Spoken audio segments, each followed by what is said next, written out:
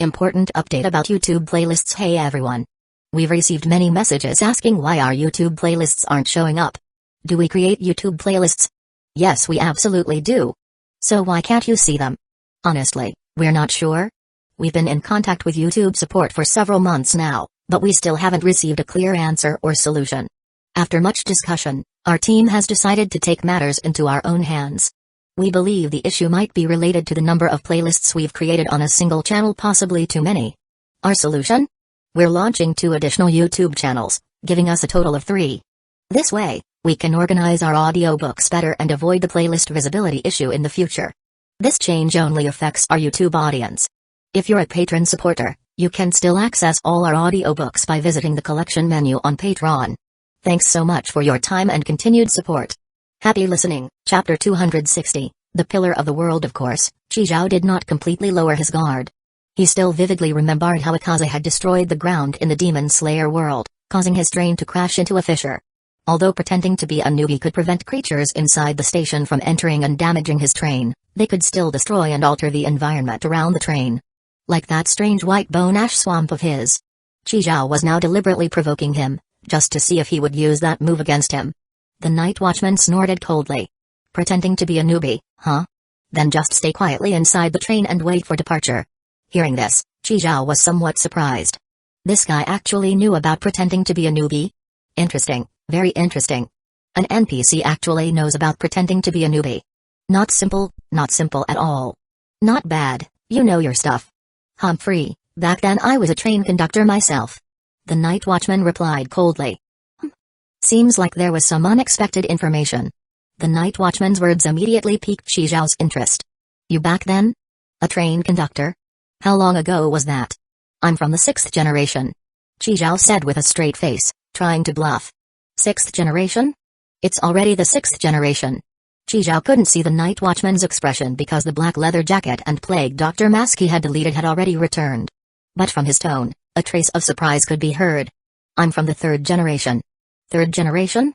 So you're a senior then. Looking at Chizhou's cheeky grin, the night watchman snorted coldly and turned to leave. Just go quickly. Don't force me to take action again. Don't go, senior. Let's chat a bit. You probably don't get many visitors here, right? Watching these ghosts all day, aren't you bored? Want something to eat? I have plenty of good stuff. Wine? How about a drink? I have good wine too. With that, Chizhou took out a bottle of good wine from his realm bracelet. It was something he had bought earlier to cultivate the wine pouch flower. Seeing the night watchman ignore him, Chizhou frowned. Does this guy not want or like anything at all? Hey, do you want me to take you away from here? Hearing Chizhou's words, the night watchman froze and actually stopped in his tracks. He muttered with his back to Chizhou, this town is very special. After death, souls get trapped here, becoming ghosts. Ghosts vary in strength. At first, I was very weak. Spirits cannot leave this place. So I desperately devoured other weak spirits to gradually strengthen myself. Until I defeated the previous night watchman and became the new one. I originally thought that having a physical form meant I could leave this world. But I was wrong. After becoming the night watchman, I couldn't leave at all. Chizhou was stunned. Can't leave? He could tell this guy wanted to leave. The night watchman slowly turned around. I am the pillar of this world. I cannot board the train and leave this world. Unless a new pillar appears to take my place. Pillar? What does that mean? You're still a newcomer, you know too little. The night watchman's voice remained cold, but he continued, every world has certain unique individuals with high fate weight who cannot be replaced. They are called the pillars of the world. These pillars cannot follow the train and leave this world. Unless their fate weight decreases and they are no longer the world's pillar. The larger the world's station, the more pillars it has. For example, the pillar of Ghost Town is the night watchman. Chizhou roughly understood his meaning. High fate weight, irreplaceable, unique, pillar, unable to leave. If you want to leave, it's simple. Just give up the night watchman identity. The night watchman shook his head, that identity isn't something you can give up at will. I fought hard to get it. Do you think I'll just give it up if you tell me to? Chizhou nodded. In the end, you just don't want to leave. You're enjoying being the boss here, I get it. Anyway, I can't kill you, so fine, whatever. Bye. After speaking, Chizhou closed the train door. The train flashed white light and disappeared from the spot. Watching the disappearing train, the night watchman stood still for a long time. That guy actually left so decisively. Well, with me here, he can't kill other ghosts to farm train coins anymore. Am I enjoying being the boss? Indeed, at first, I did enjoy it a lot. But now, what exactly do I want? The night watchman looked toward the ruined church, recalling the scene when he died here back then. In the blink of an eye, has so much time passed? What does an apple taste like? He could no longer remember the spicy burn of whiskey down his throat. Are a woman's thighs still that smooth? I really want to leave here, possess a real human body, and experience that feeling again. Under the bronze plague doctor mask, his pale face shed no tears. He was a skeleton, a corpse, a ghost. But not human. Unable to shed tears. Where Chi Zhao had originally disappeared, a flash of white light appeared again. Another train? Busy day today. Still red. Wait, this looks familiar. The train door opened, and Chi Zhao stood at the entrance, hands on hips, loudly declaring, "I've thought it over. You're pretty awesome. You don't want to leave, huh? Fine, then I'll forcibly take you away." Night watchman. Ha, ha ha ha, ha ha ha ha. What an interesting little ghost. Suddenly, green flames ignited on the night watchman's body for no reason, and the ghosts of the town all sensed it, turning their heads to look in his direction. The night watchman has begun the succession ritual. Is he going to give up the night watchman identity? Who will become the next night watchman? Who will he choose? This has never happened before. The position of the night watchman in previous generations was always fought for through battle. He's just willingly giving it up? Impossible. While all the ghosts were stunned, the night watchman's voice echoed throughout the town. The first to arrive here will be the next night watchman. Chapter 261, Provocations Yun, vast and rich in resources. Its total area was 3 times that of Yurden. However, due to the presence of miasma and poisonous fog, the areas where humans could operate were actually slightly less than Yurden. A super-technologically advanced city at a higher altitude and free from miasma. Pi City. And between Pi City and Smog City, where the mid-level populace gathered at a mid to high altitude, lay a vast forest. This was where the largest number of trains docked. Therefore, the most inspectors were also deployed here. In the sky, there were even 3 fully equipped airships patrolling around the clock in shifts. Today was the first day Yun began inspecting the dock trains. Each inspection team was standardly composed of 3 people. 1 orderly heaven inspector, acting as the team leader. 2 Pi City enforcers following along to learn all the procedures, acting as team members. Under a big tree, stood one of the many teams. A train will be docking soon. Just follow me and watch how I do it. Pay close attention and learn carefully. The process is complicated. I'm only teaching this once. Yes, officer. The 2 Pi City enforcers saluted and responded loudly. The orderly heaven inspector speaking was dressed in a black uniform, standing tall and proud, radiating confidence. He had been an ordinary inspector in Yurden, but after transferring to Yun, not only was he promoted, he also gained 2 subordinates. Jumping from the grassroots level straight into management. Alright, no need to salute. Our etiquette doesn't even match. The inspector waved his hand. Since you 2 are following me, just call me Master from now on. Yes, Master. The inspector nodded with satisfaction. He was in high spirits after taking on 2 apprentices. Just then, a purple train with 4 carriages appeared. Let's go, the train is here.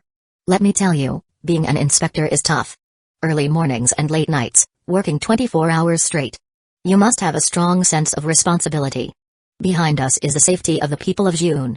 The citizens entrust their backs to us, we absolutely cannot betray that trust. We must inspect every train, ensure every check is thorough, and leave no safety hazards behind. As he spoke, the 3 walked toward the purple train. The inspector shouted loudly, "Train docking, routine inspection. All passengers on board, stand in the last carriage. Open all carriage doors. Do not move around casually. Cooperate with the inspection." But when he looked through the window and saw the tightly packed naked men inside the train, he froze. He unconsciously leaned back and took a sharp breath. Although he had been an inspector for 4 years, he had never seen such a scene. Master, is every train like this?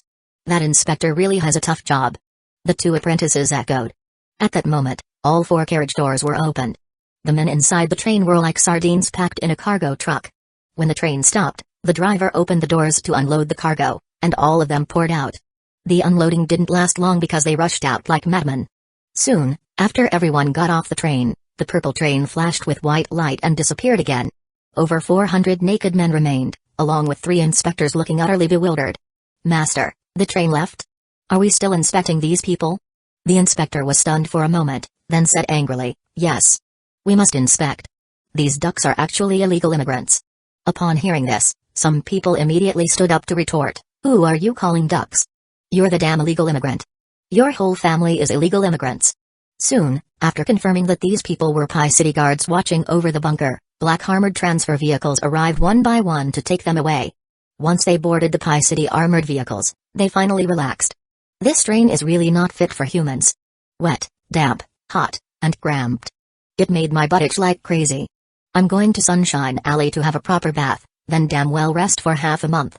Good idea, let's go together. The few inside the vehicle quickly reached consensus and clapped happily.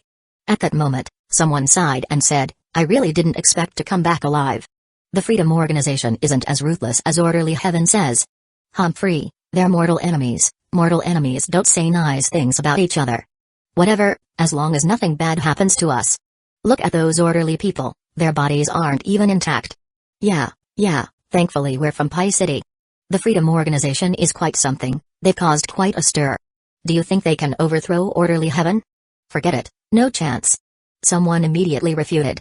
Utopia, the Bliss Society, the Black Angels. Were any stronger than the Freedom Organization? In the end, weren't they all wiped out? Orderly Heaven is already a colossal entity, impossible to shake. Upon hearing this, silence fell inside the carriage. Yes. Zune has even started inspecting duck trains. Seems like Commander Mond has finally compromised with Orderly Heaven. Maybe in half a year, our leader will be replaced. No way. Commander Mond still has his bottom line. If Zune isn't Zune people's Zune, then I'd rather die with Zune. All 400+ bunker guards were secretly transported to the Pi City Underground Hall. They were all individually isolated, underwent identity verification, and basic interrogation. Zhongnan and Mon stood on a high platform, looking through one-way glass at the individual interrogation rooms below. The interrogation room doors opened and closed as bunker guards continuously entered and exited for questioning. That's right. They are the bunker guards from back then. All of them, not a single one missing. Compared to Mon's relaxed demeanor, Zhongnan looked gloomy. His already lean face appeared even sharper. Because from the initial interrogation results, all Orderly Heaven members inside the bunker had been slaughtered. This was blatant provocation from the Freedom Organization. How can you be sure these people are bunker guards?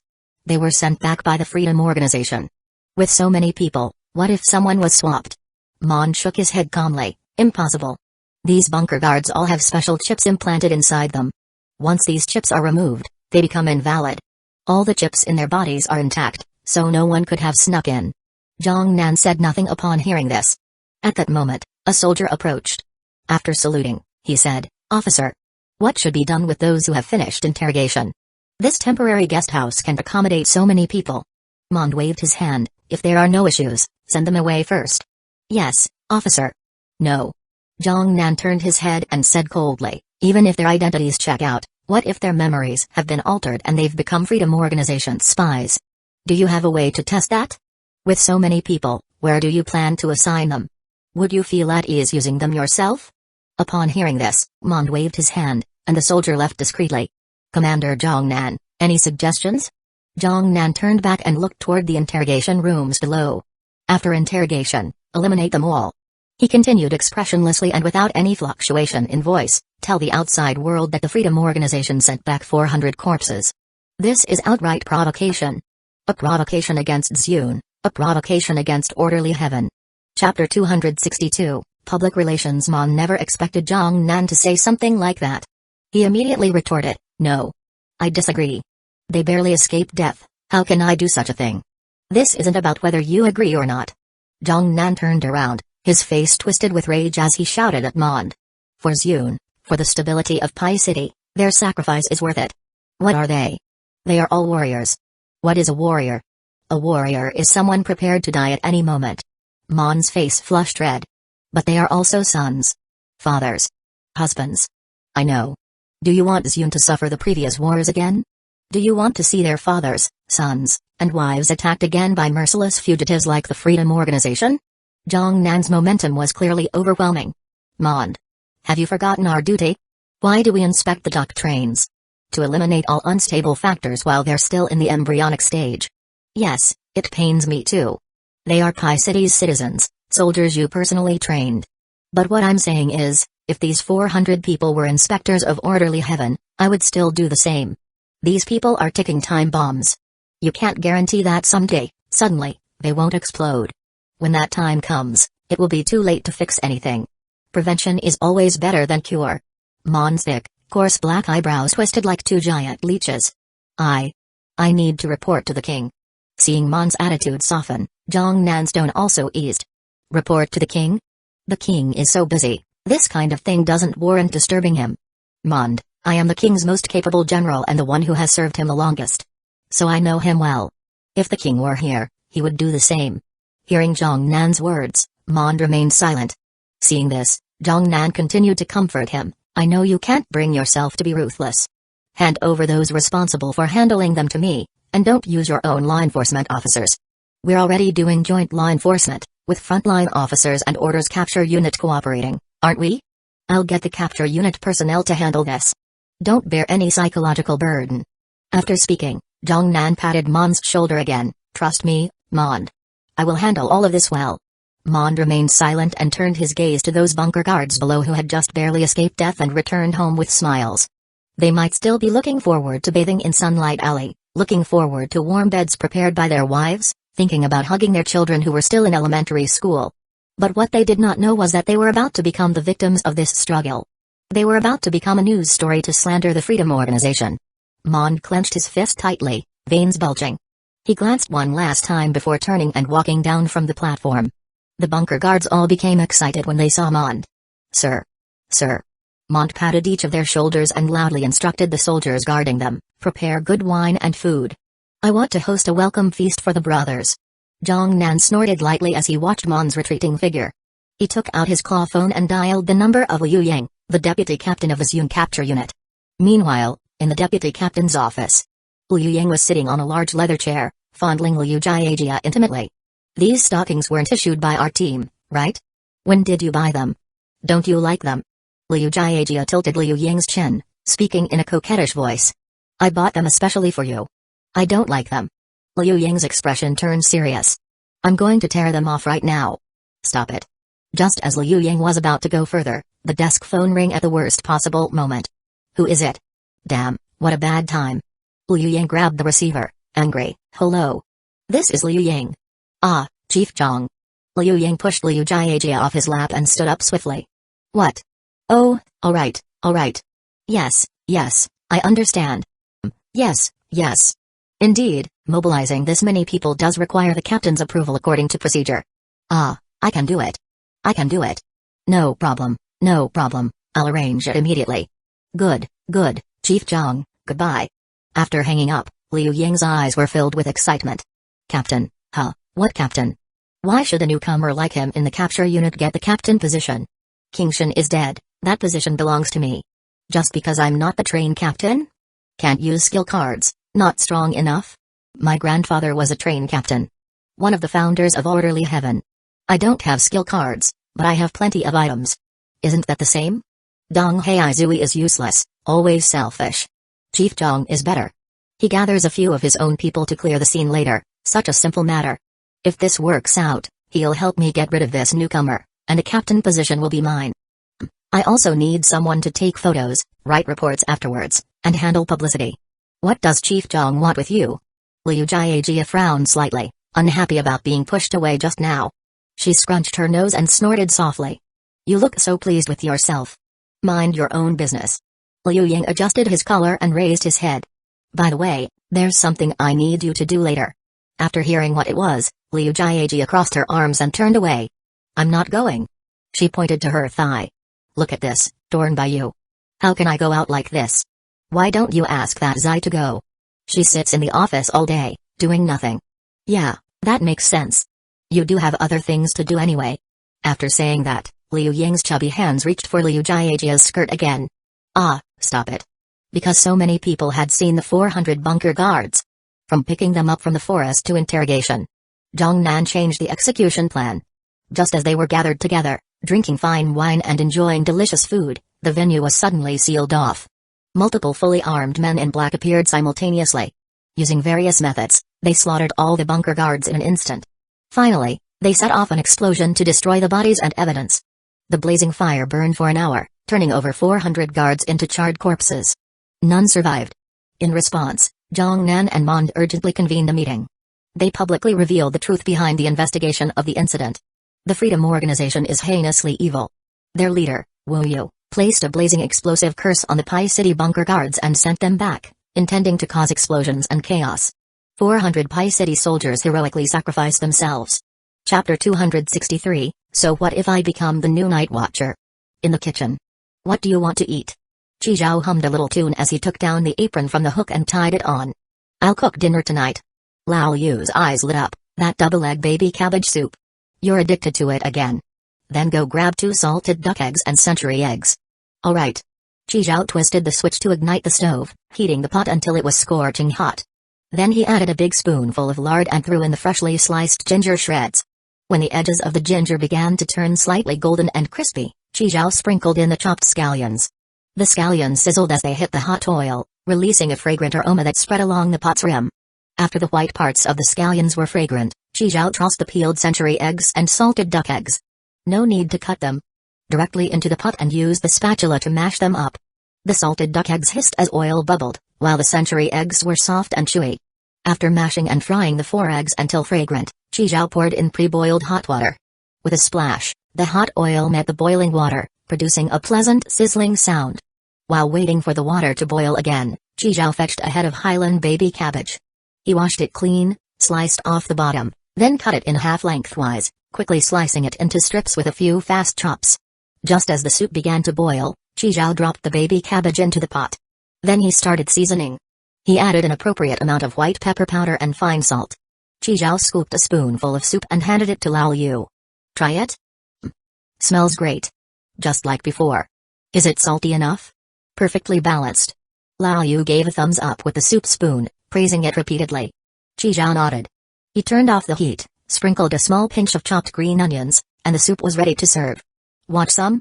Chi Zhao asked the night watchman. He had already abandoned his night watchman identity and got on Chi Zhao's train. The new night watchman was that bandaged ghost. The night watchman shook his head, pulling open his black leather jacket to reveal a skeletal body inside, looking utterly helpless. Of course, Chi Zhao couldn't see the expression beneath the mask. Forget it, forget it.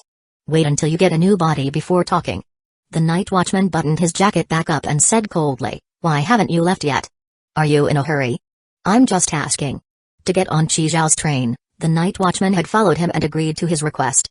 He voluntarily opened his soul, allowing Chi Zhao to place a spirit-warding talisman inside. Now, he was essentially Chi Zhao's servant. But being able to leave this pitch-dark ghost place was worth it. Chi Zhao had also promised to find him a human body after leaving, so he could experience humanity again. No rush. After dinner, there's still work to do. Anyway, you're no longer the night watchman, so you don't have the duty to guard this town anymore. Come with us later, swipe your coins before leaving.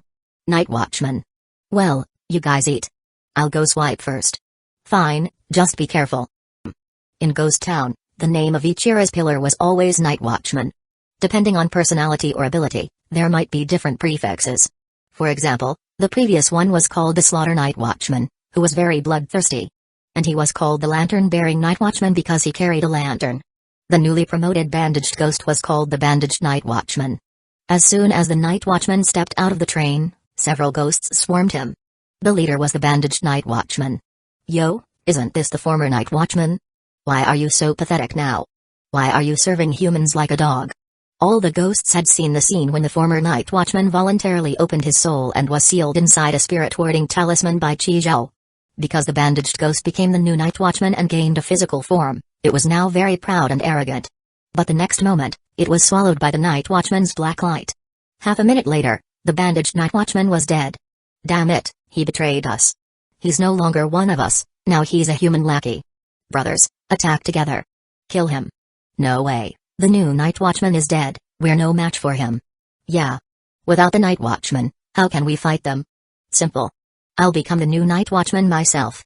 In the next instant, his aura was no longer concealed. A high-level ghost.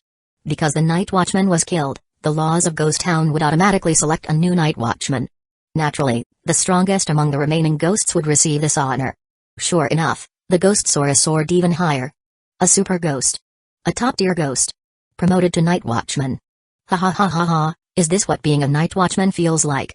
He reveled in his newly acquired physical form, feeling immensely satisfied. That bandaged guy was trash, just fast runner. Let me show you the true power of the Night Watchman. With a flash of black light, 3 minutes later, this newly promoted Night Watchman was dead. The remaining ghosts saw this and scattered in all directions. After dinner, Qizhao and Lao Yu joined the battle as well. As long as Qizhao stored the train inside the realm bracelet before departure time and took it out after, he could continue lingering here. This was a bug relying on the realm bracelet. He wondered if other storage items had similar effects, like Kon Yu's golden core. Later, Qizhao learned that was not possible. Only his realm bracelet could do this. If it was another storage item, once the departure time passed, the train would simply disappear from inside. Of course, there was one situation where the train would not disappear. That was if the train was stopped at a public station and put into maintenance mode when stored inside the item. Therefore, many powerful and wealthy train conductors always carried at least one backup train with them. The ghosts of Ghost Town were almost completely wiped out by them. All turned into train coins and stuffed into Qizhao's pocket. While resting on the train at night, Qizhao received a message from Zai. The Freedom Organization, those lunatics, actually cursed those people. You have no idea, they all exploded like balloons, popping all at once. Luckily, they were all drinking a welcome banquet together at the time. If they had scattered, who knows how many casualties there would have been. That Freedom Organization and their boss are truly despicable. It's said they also started the last attack on Zune. You better be careful out there, those are merciless villains. Looking at the messages from Zai, Qizhao was stunned. How could that be? Cursed? Exploded? Wu Yu and Wuda were sworn brothers. Wuda knew curses, so it was likely Wu Yu did too. But why would he do that? What benefit would he gain? Impossible. He already knew I was their mole. There was no need to put on such a show for me at the start. There had to be something hidden. The Freedom Organization only targeted Orderly Heaven. Just like Wu Yu said, he had no reason to make enemies with Zune's natives. After this incident, who ultimately benefited? Clearly, it was Orderly Heaven and June. Especially Orderly Heaven. People would vilify the Freedom Organization and hate the fugitives even more. Chapter 264, Goodbye, Never to Meet Again. Last time the Dream Palace was ambushed, this time the Hex Gate was seized. The Freedom Organization basically got 2 hard slaps in a row from Orderly Heaven. Now Orderly Heaven must absolutely hate the Freedom Organization. Not only were all bounties on Freedom Organization members raised, but an alter level, near special class wanted criminal was announced. The leader of the Freedom Organization, Wu Yu. It feels like the Freedom Organization is about to face a massive manhunt.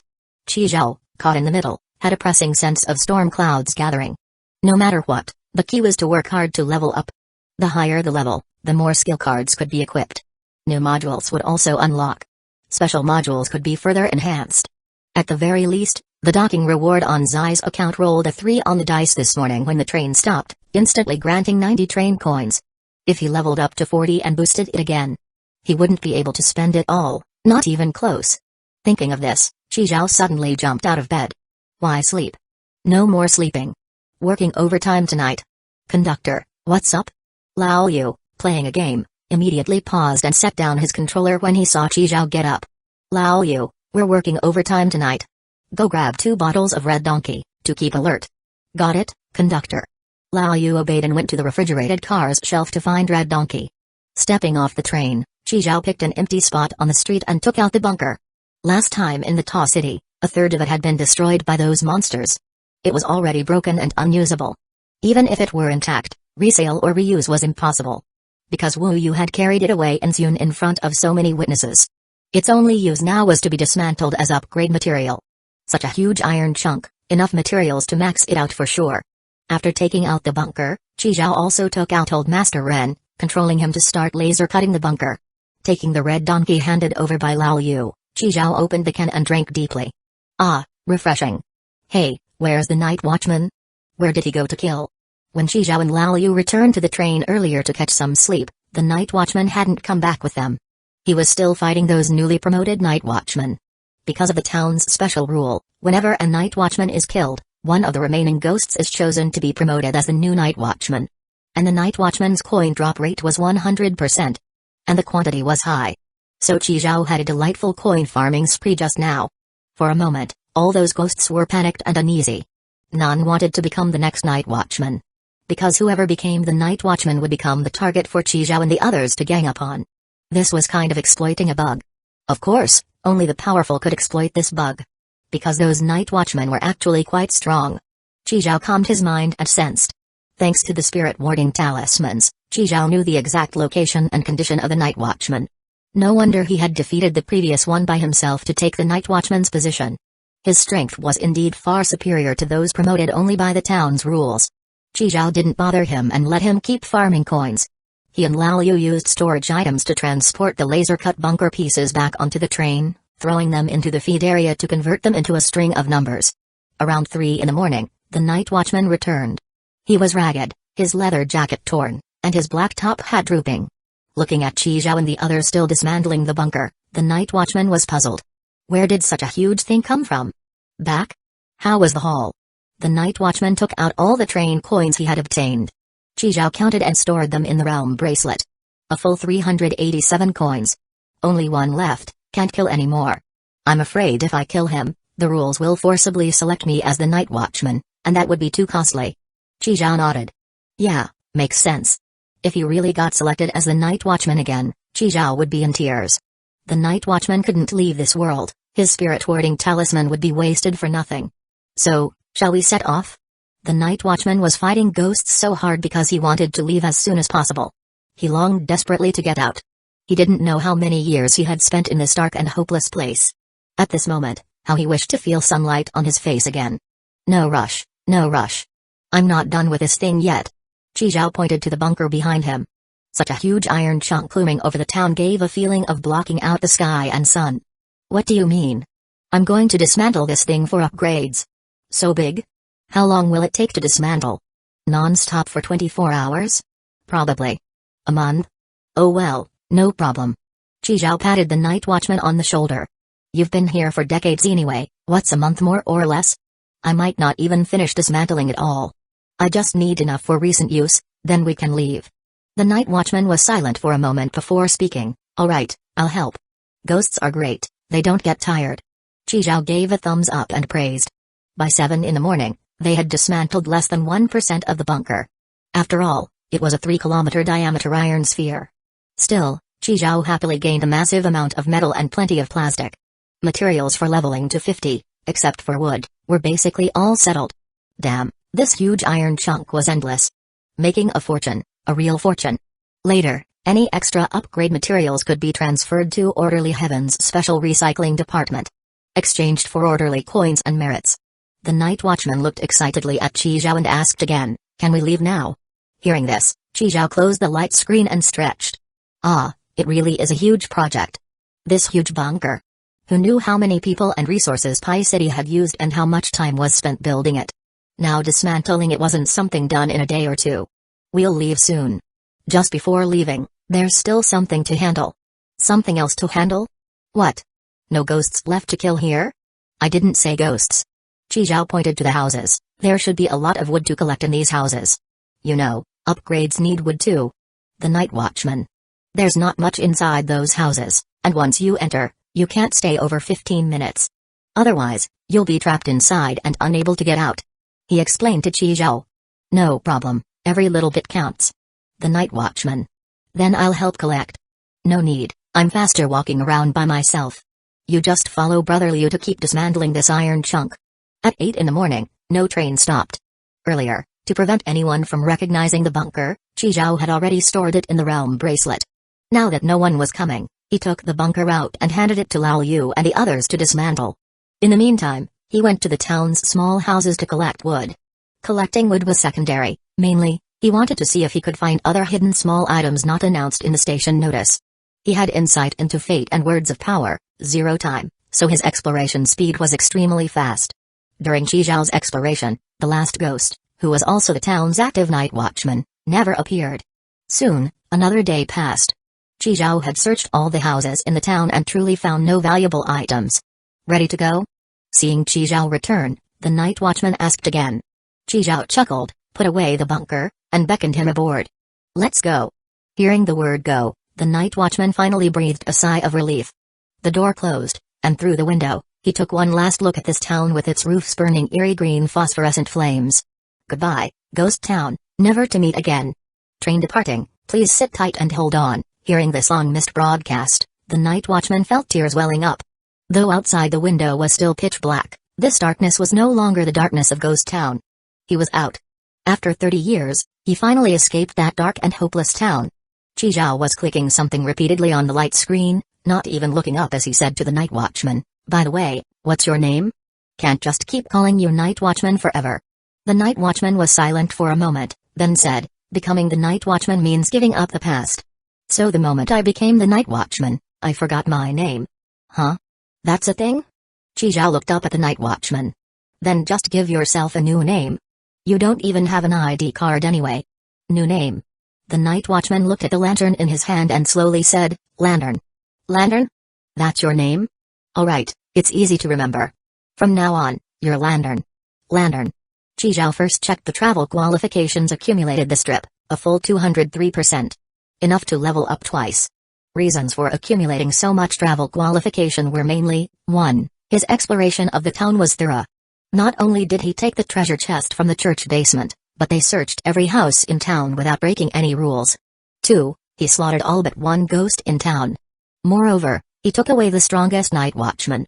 In addition, because he exploited a bug in this world, continuously killing newly promoted night watchmen, his score skyrocketed.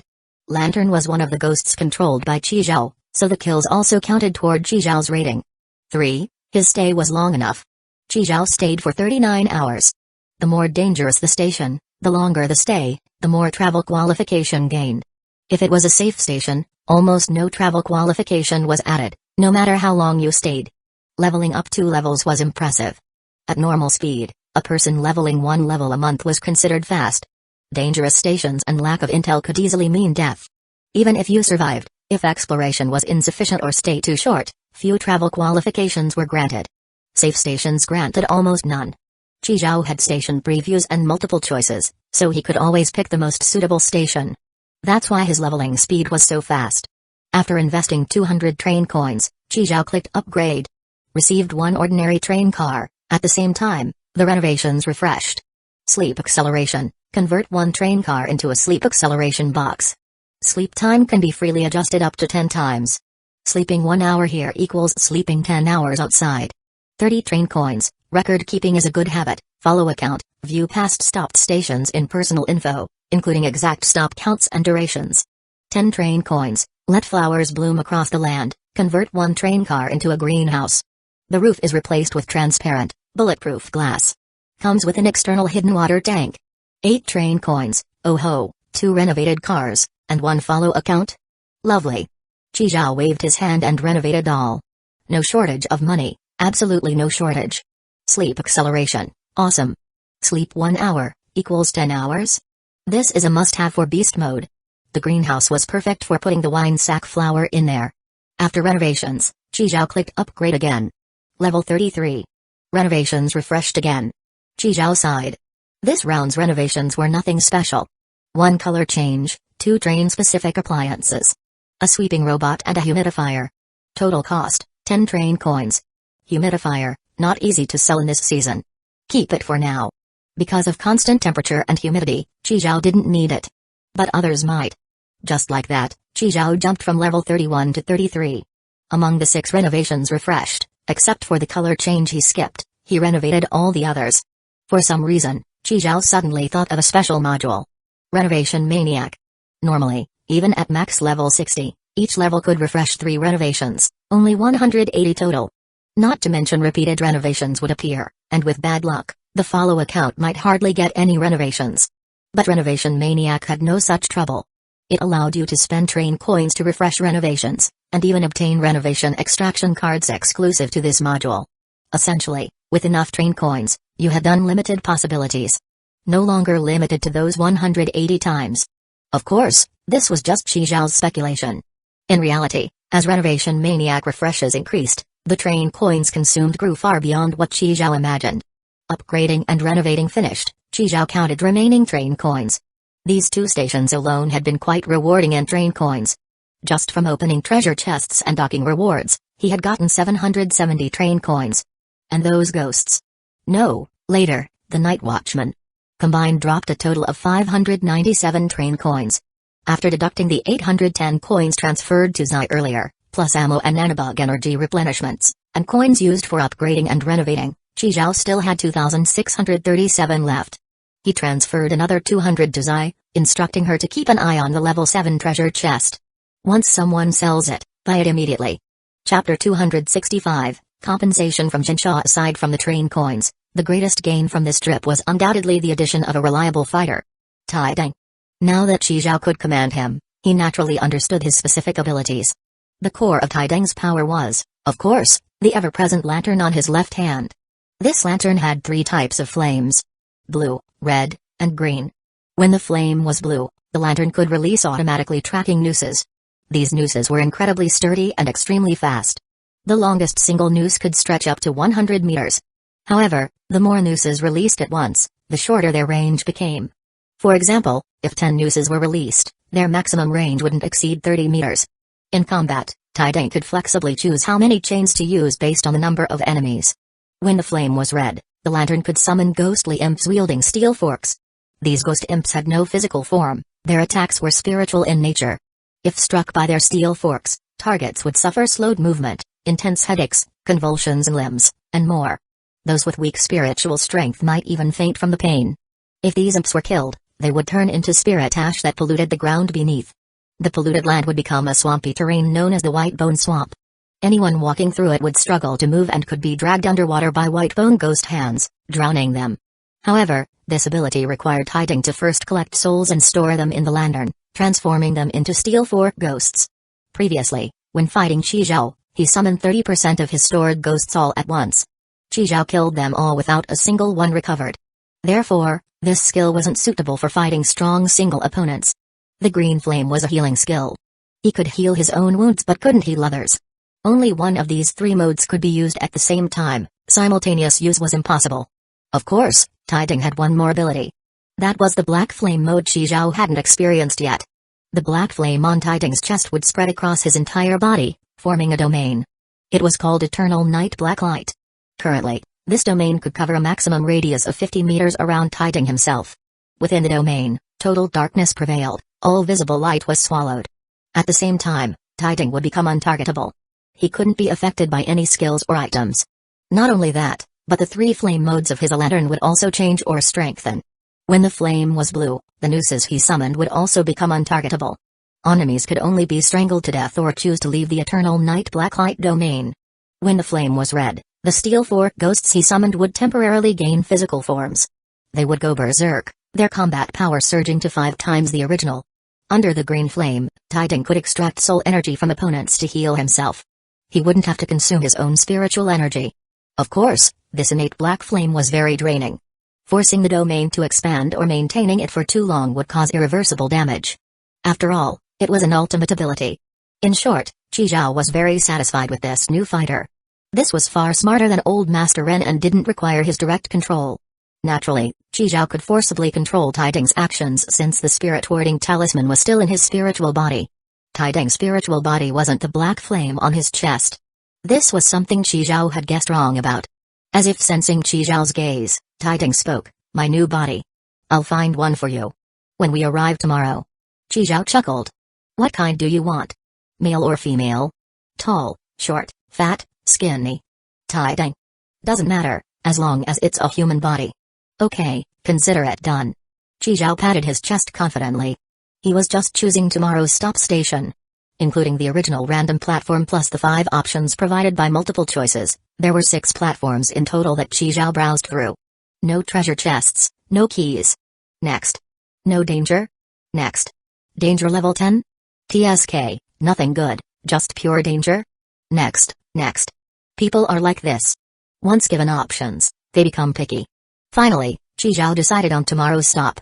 Current stop, Dark Castle, multiplayer station, with 14 other trains stopping. When the train stops, you will be directly teleported to the castle dungeon. The castle, including the underground dungeon, has 13 floors. Ascend the spiral staircase. Each floor has different puzzles and traps. Solve puzzles to proceed. If you can't, you can wait 30 minutes on the spot for clues to appear. Some room doors in the castle are locked. You must find the corresponding keys to open them. The castle is filled with darkness and evil energy. Various monsters lurk inside.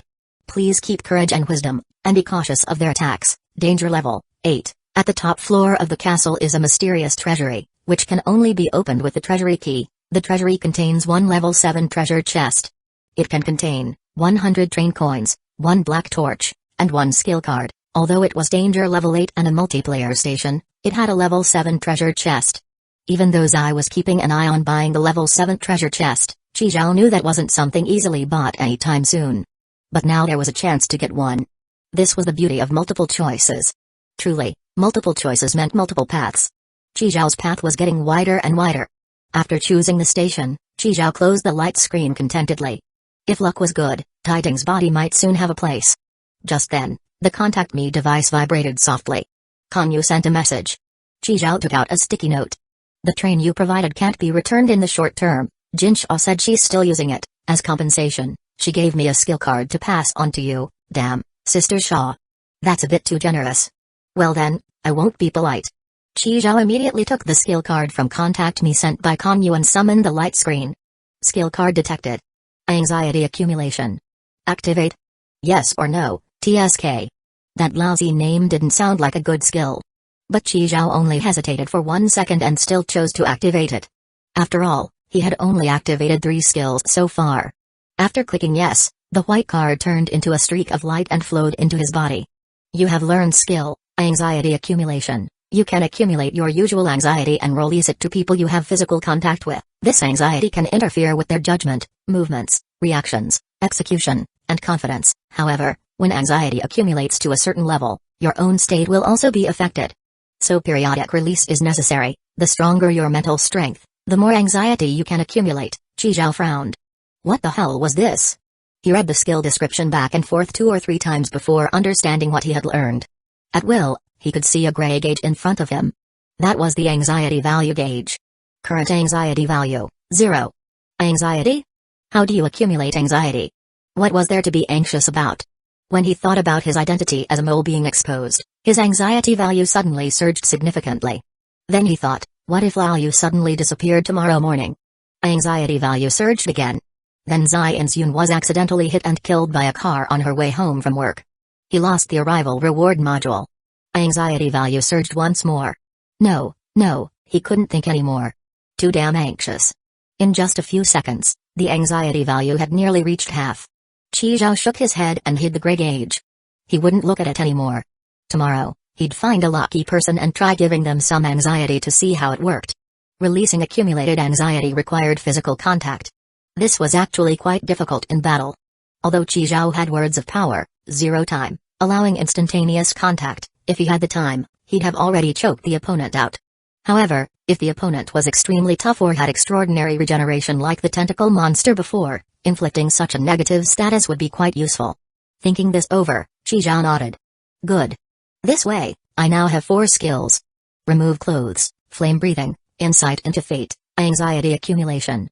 Tomorrow he might even get a new skill card. He was really looking forward to his 5th skill. Conductor. Pea shooter's gone. Lao Yu burst in with a bang. Since the 6th game started and Chizhao's infinite ammo shotgun from the beginner village disappeared, he knew this day would come sooner or later. Chizhao followed Lao Yu to the automatic vegetable dispenser. Sure enough, of the original 3 pots of pea shooters, only 1 remained. Fortunately, the corn thrower, cabbage thrower, and watermelon thrower were still there. Tiding, who came along, brightened when he saw the blonde zombie behind the acrylic board. Didn't you lock up a human here? Chizhao clicked his tongue and gestured for him to come closer to see clearly. Tiding stepped forward and lost interest after a closer look. Oh, it's a corpse. Didn't expect you to like this kind. No. Tiding explained, if possible, I still prefer a male human body. While they were talking, the cabbage thrower suddenly disappeared. Chizhao shook his head helplessly. Dave really was a warm host. Conductor, another pot's gone. Lao Yu watched anxiously and paced in place. Gone is gone, we'll get more later. Chizhao patted Lao Yu's head to comfort him. Anyway, the peach tree cultivation project had been paused. By the way, how many days had the 6th game been running? Chizhao counted on his fingers. Today was already the 10th day. That meant they would leave the beginner village in 23 days.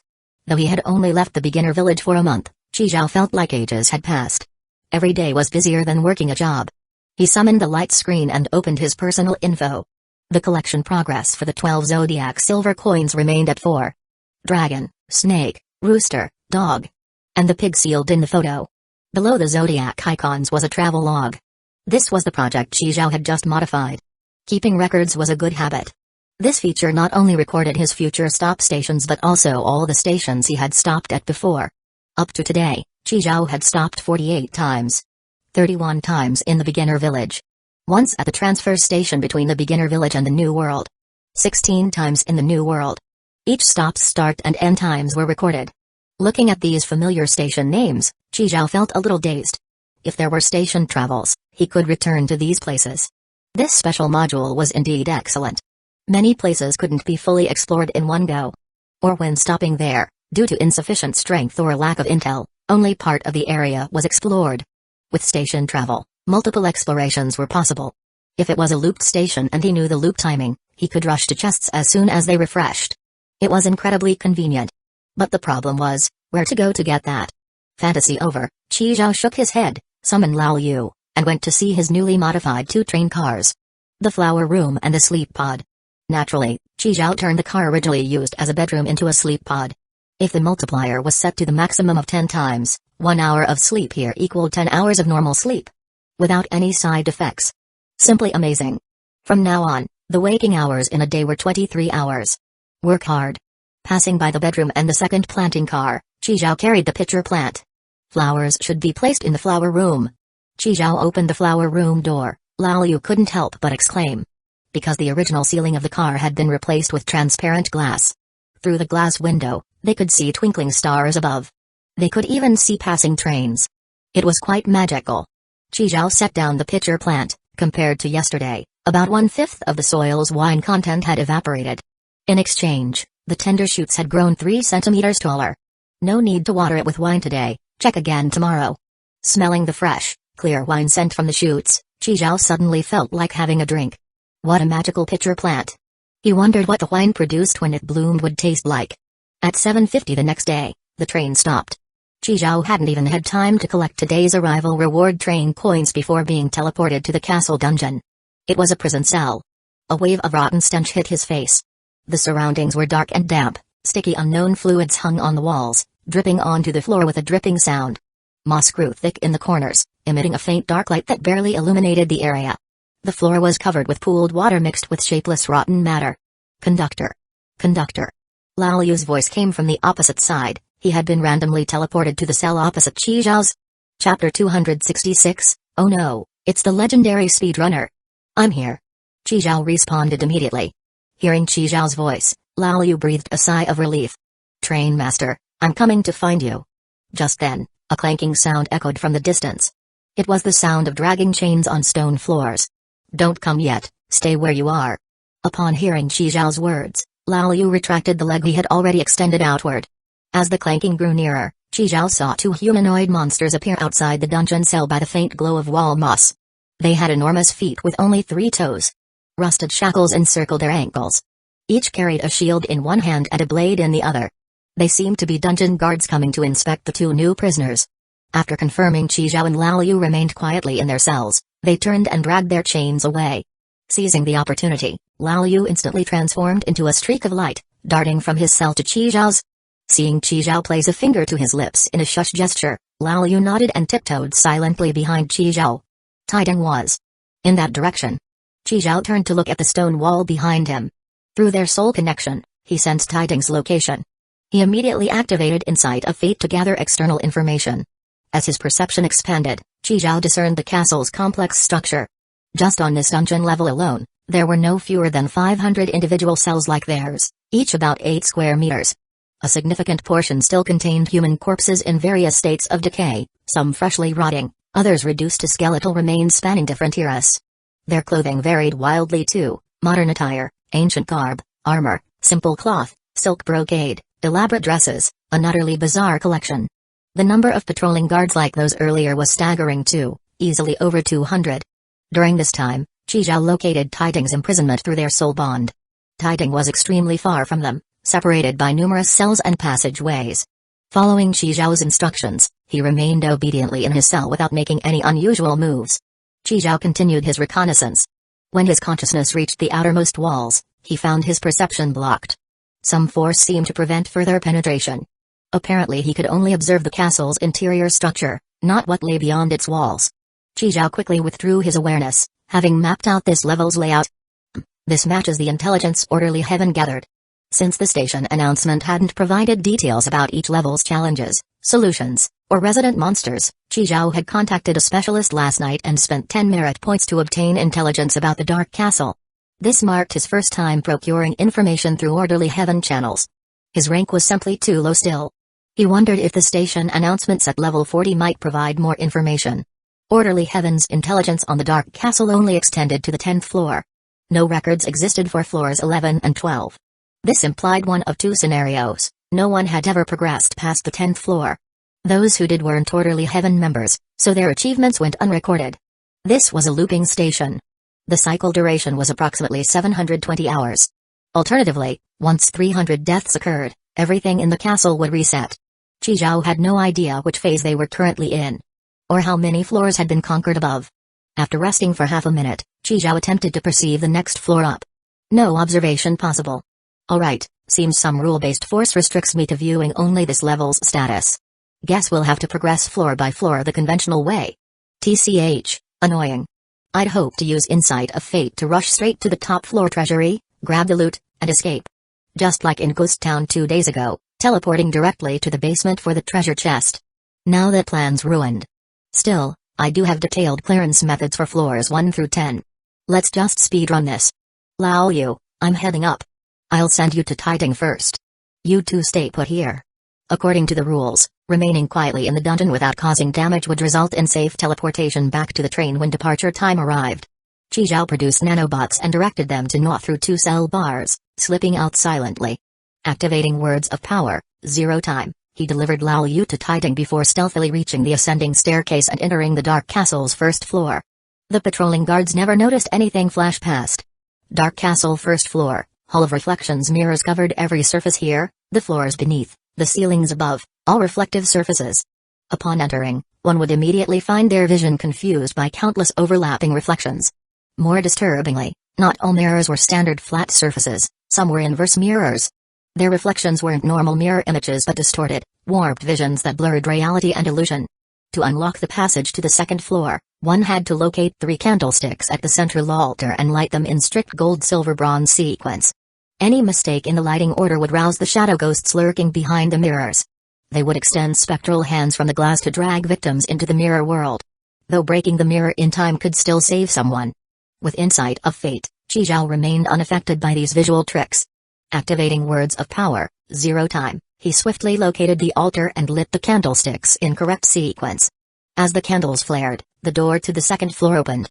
No wonder my Insight of Fate couldn't penetrate earlier. Looks like this castle recently reset. Not even the first floor has been cleared yet. Without pause, Chizhou continued upward. Behind him, the shadow ghosts in the mirrors were baffled. Did something just pass by? Couldn't see clearly. Wait, how are the candles lit already? Oh no, it's the legendary speedrunner. Chapter 267, What is a Speedrun Prodigy? The second floor of the Dark Castle was filled with a nauseating stench of blood, known as the Flesh Kitchen. Chizhou stood quietly before a massive chopping block, his cold and focused gaze fixed on the various organs laid out before him. A still faintly beating heart, crimson and elastic in texture. A lung covered with blood vessels and alveoli. A complete liver in dark red hues. 2 fresh kidneys, smooth and rounded. A spleen emitting a faint metallic odor. Additionally, 5 differently colored clay pots were arranged nearby. Opposite Chizhou stood a monstrous butcher. Towering over 3 meters tall like a small mountain. Even more horrifying, it possessed 3 heads and 6 thick arms, pieced together into a grotesque collage. This abomination called itself the Stitched Butcher, its 6 hands gripping razor-sharp cleavers and gleaming meat hooks that sent chills down the spine. Kid, get one wrong and I'll hang you up and skin you alive starting from your scalp. The Stitched Butcher's maniacal laughter made the walls tremble slightly. Yet Chizhou remained utterly unfazed, not even blinking at the threat. After brief examination, he unhesitatingly tossed the heart into the red pot. With a flick of his wrist, both kidneys arced perfectly into the black pot. He then swiftly grabbed the somewhat unhealthy-looking liver and threw it into the green pot. The entire sequence flowed seamlessly without the slightest hesitation, as if he performed this routine countless times. The 5 elements, metal, wood, water, fire, earth, corresponded to lungs, liver, kidneys, heart and spleen. Their associated colors were white, green, black, red and yellow respectively. Simply placing the organs in their correctly colored pots would open the door to the 3rd floor. Get one wrong, and the stitched butcher would flay you alive. The next set of organs for testing might very well be your own. While the butcher was still roaring with laughter, Chizhao had already ascended the spiral staircase to the 3rd floor. The 3rd floor of the dark castle exuded a bone-chilling aura. At its center stood an enormous blood pool that seemed dredged up from hell itself. About 3 meters deep, the viscous red liquid resembled congealed blood, inducing instinctive revulsion. As eyes adjusted to the gruesome sight, faint golden glimmers became visible at the pool's bottom. Upon closer inspection, the entire floor was paved with countless gold coins. However, these weren't train coins, just ordinary currency. At the blood pool's center stood a towering vampire statue, so lifelike its sharp fangs and menacing expression inspired primal fear. Its clasped hands carefully cradled 3 glimmering keys. All 3 were actually decoys, meticulously designed bait that triggered deadly traps. Attempting to take any key would make the entire blood pool erupt violently. Countless bloodthirsty homunculi would surge forth to tear intruders apart. Yet there was one obtainable key here. Without knowing the secret, no one could possibly find it. The method was simple. Chizhao stepped onto nanobugs, hovering above the blood pool. From his realm bracelet, he produced 3 train coins and flicked them into the pool. With a click, the statue's eye sockets popped open. The real key ejected outward. This hidden Easter egg was discovered when someone accidentally dropped train coins into the pool. Though recorded in intelligence reports, no one knew which door it unlocked. Could it be the key to the top floor treasure vault?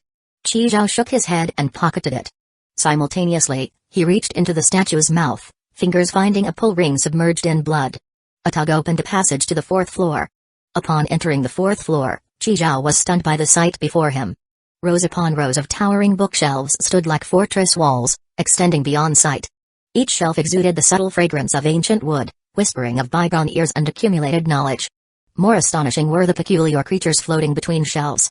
Their bodies consisted entirely of yellowed paper pages, humanoid yet unnaturally fluid. Closer inspection revealed their eyes weren't normal, but rotating wheels of text. Containing every writing system across human history, from oracle bone script and bronze inscriptions to modern simplified Chinese, including various foreign languages, they were veritable archives of written language. You could browse any book here, but had to return it exactly where found. Otherwise, the Guardians would seal you into becoming another volume in this collection. The switch to the 5th floor was retrieving the only untitled book here. Chizhao walked past the Guardians who ignored him completely. Wang Ben's life, Doran's Lord's Komo's life, Uedazio's life. Chizhao couldn't help grinning at the titles. Were these the sealed people? Becoming books recording their entire lives?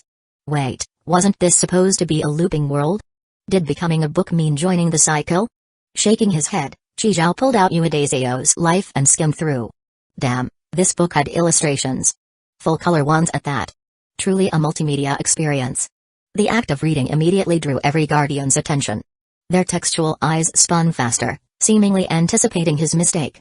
But Chizhao denied them satisfaction, casually replacing the book after brief perusal. Damn impressive. Collaborated with over 2,000 male actors, TSK. 6th row, 5th column, 3rd shelf. Chizhao successfully located the untitled book and retrieved it. The door to the 5th floor swung open. Chizhao ascended. Meanwhile, the clock struck 8. Over 70 people abruptly appeared in the underground prison cells. Some occupied solitary confinement, others shared cells in groups of 2 or 3. All were bewildered by their sudden imprisonment. In one cell, Wei Chu stood barefoot in sleep pants, bare-chested with dried drool at his mouth corners. Blinking dazedly at his surroundings, he rubbed his eyes to clear away sleep crust. What the hell? Where am I? Chapter 268, Damn, the Flame Dragon Hero.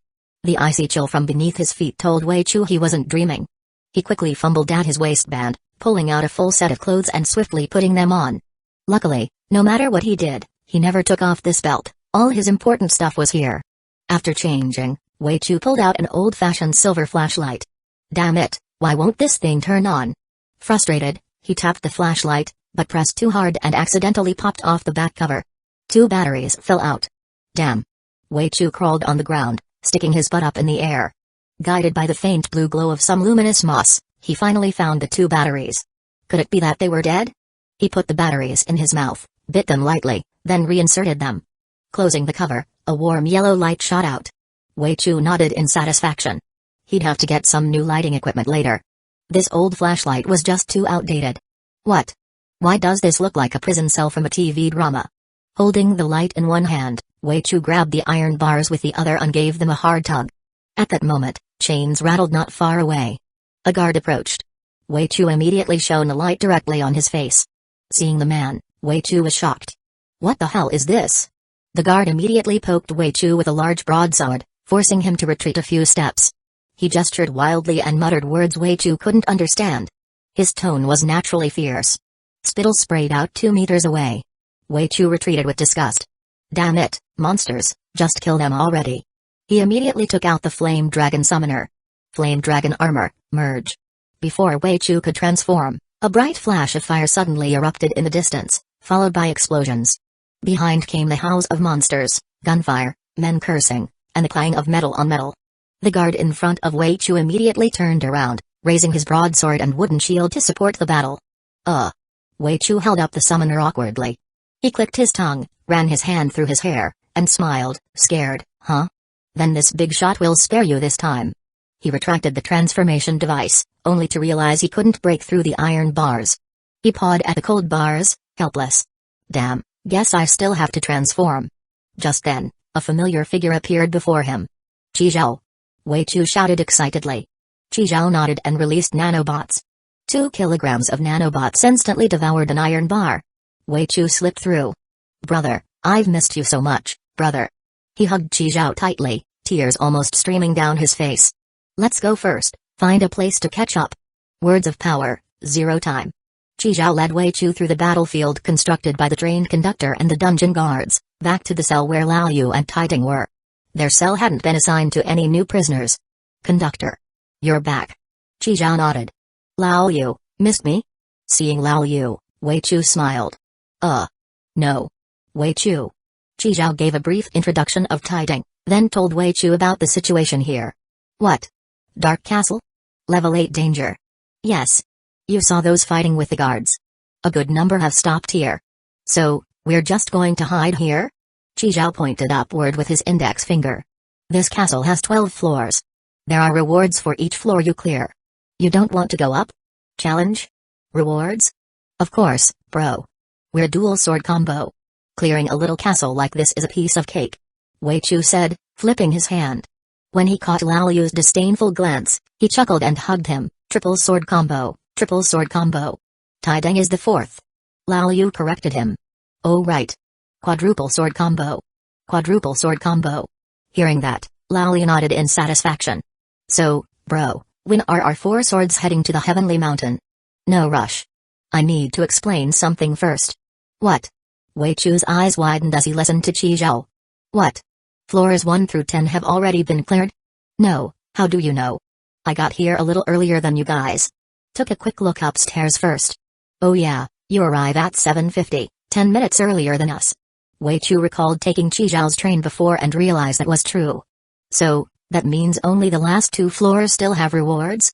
After hearing Chizhou, Wei Chu realized. Hey. You know how to get up there, so let's sneak up and let them fight it out below. No. Chizhou shook his head. The 11th floor is a bit special. You need quite a few people to get past the 11th floor. You have to bring everyone up. When we go out, we will. Wei Chu, Lao Yu, and Taideng gathered around, listening carefully to Chizhou's plan. No problem, bro. I'm with you. After hearing the plan, Wei Chu patted his chest in assurance. Chizhou nodded, then took out the 1,000 Faces disguise and put it on. He slightly altered his appearance. Not enough for anyone to recognize him at a glance. He told Wei Chu the disguise was because he'd just been appointed the Zune capture unit captain. To avoid some people recognizing him and disrupting the plan. Of course, that was only part of it. The other reason was he'd have to go upstairs later and couldn't be recognized by the guards to avoid gossip. Then, let's go. Taideng was the first to leave the cell, followed by Wei Chu transformed as the Flame Dragon hero. They left in 2 different directions, heading toward the main battlefield. At the same time, Chizhou waved his hand, and a niche iron blade burning with flames appeared. Let's go too. Roger. Lao Yu immediately pulled out the Sand King spear and followed Chizhou. These dungeon guards were all tall, muscular, and full of power. They were fierce and fearless, indifferent to life or death. Plus, the dungeon environment heavily favored them. Dim light, limited visibility, making it hard to see surroundings clearly. This gave them many advantages, the right time, place, and manpower. At this moment, Tiger Brother tightly gripped a huge broadsword he had snatched from the dungeon guards and fought alongside them. His head was square-shaped, like a hard rock.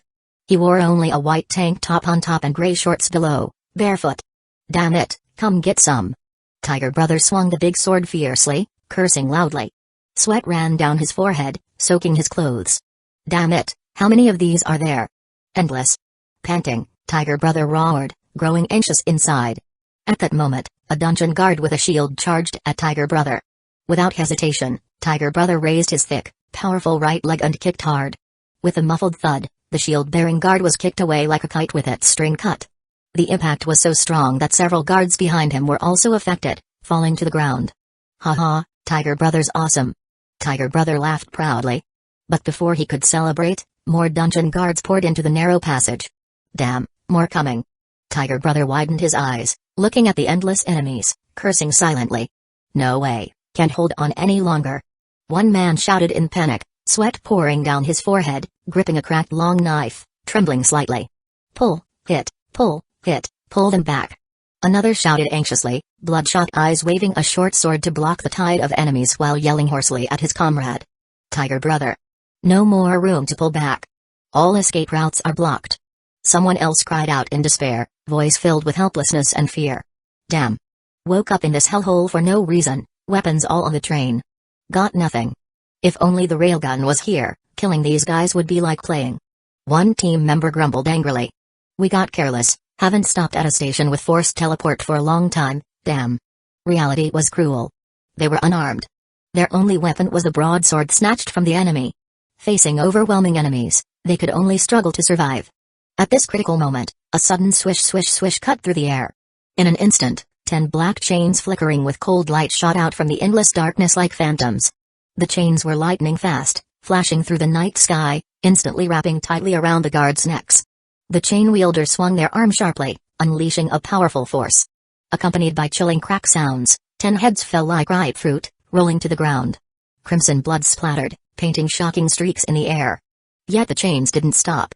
They seemed to have their own consciousness, flexibly changing direction and rushing toward the remaining guards. The guards tried to dodge but were too slow. In a flash, more crisp snapping sounds echoed, more heads separated from bodies, falling heavily to the ground. Seeing this, Tiger Brother and his companions froze. What was happening was so sudden, so bloody, they couldn't react immediately. After a long moment, Tiger Brother murmured as if waking from a dream. Danger, eliminated?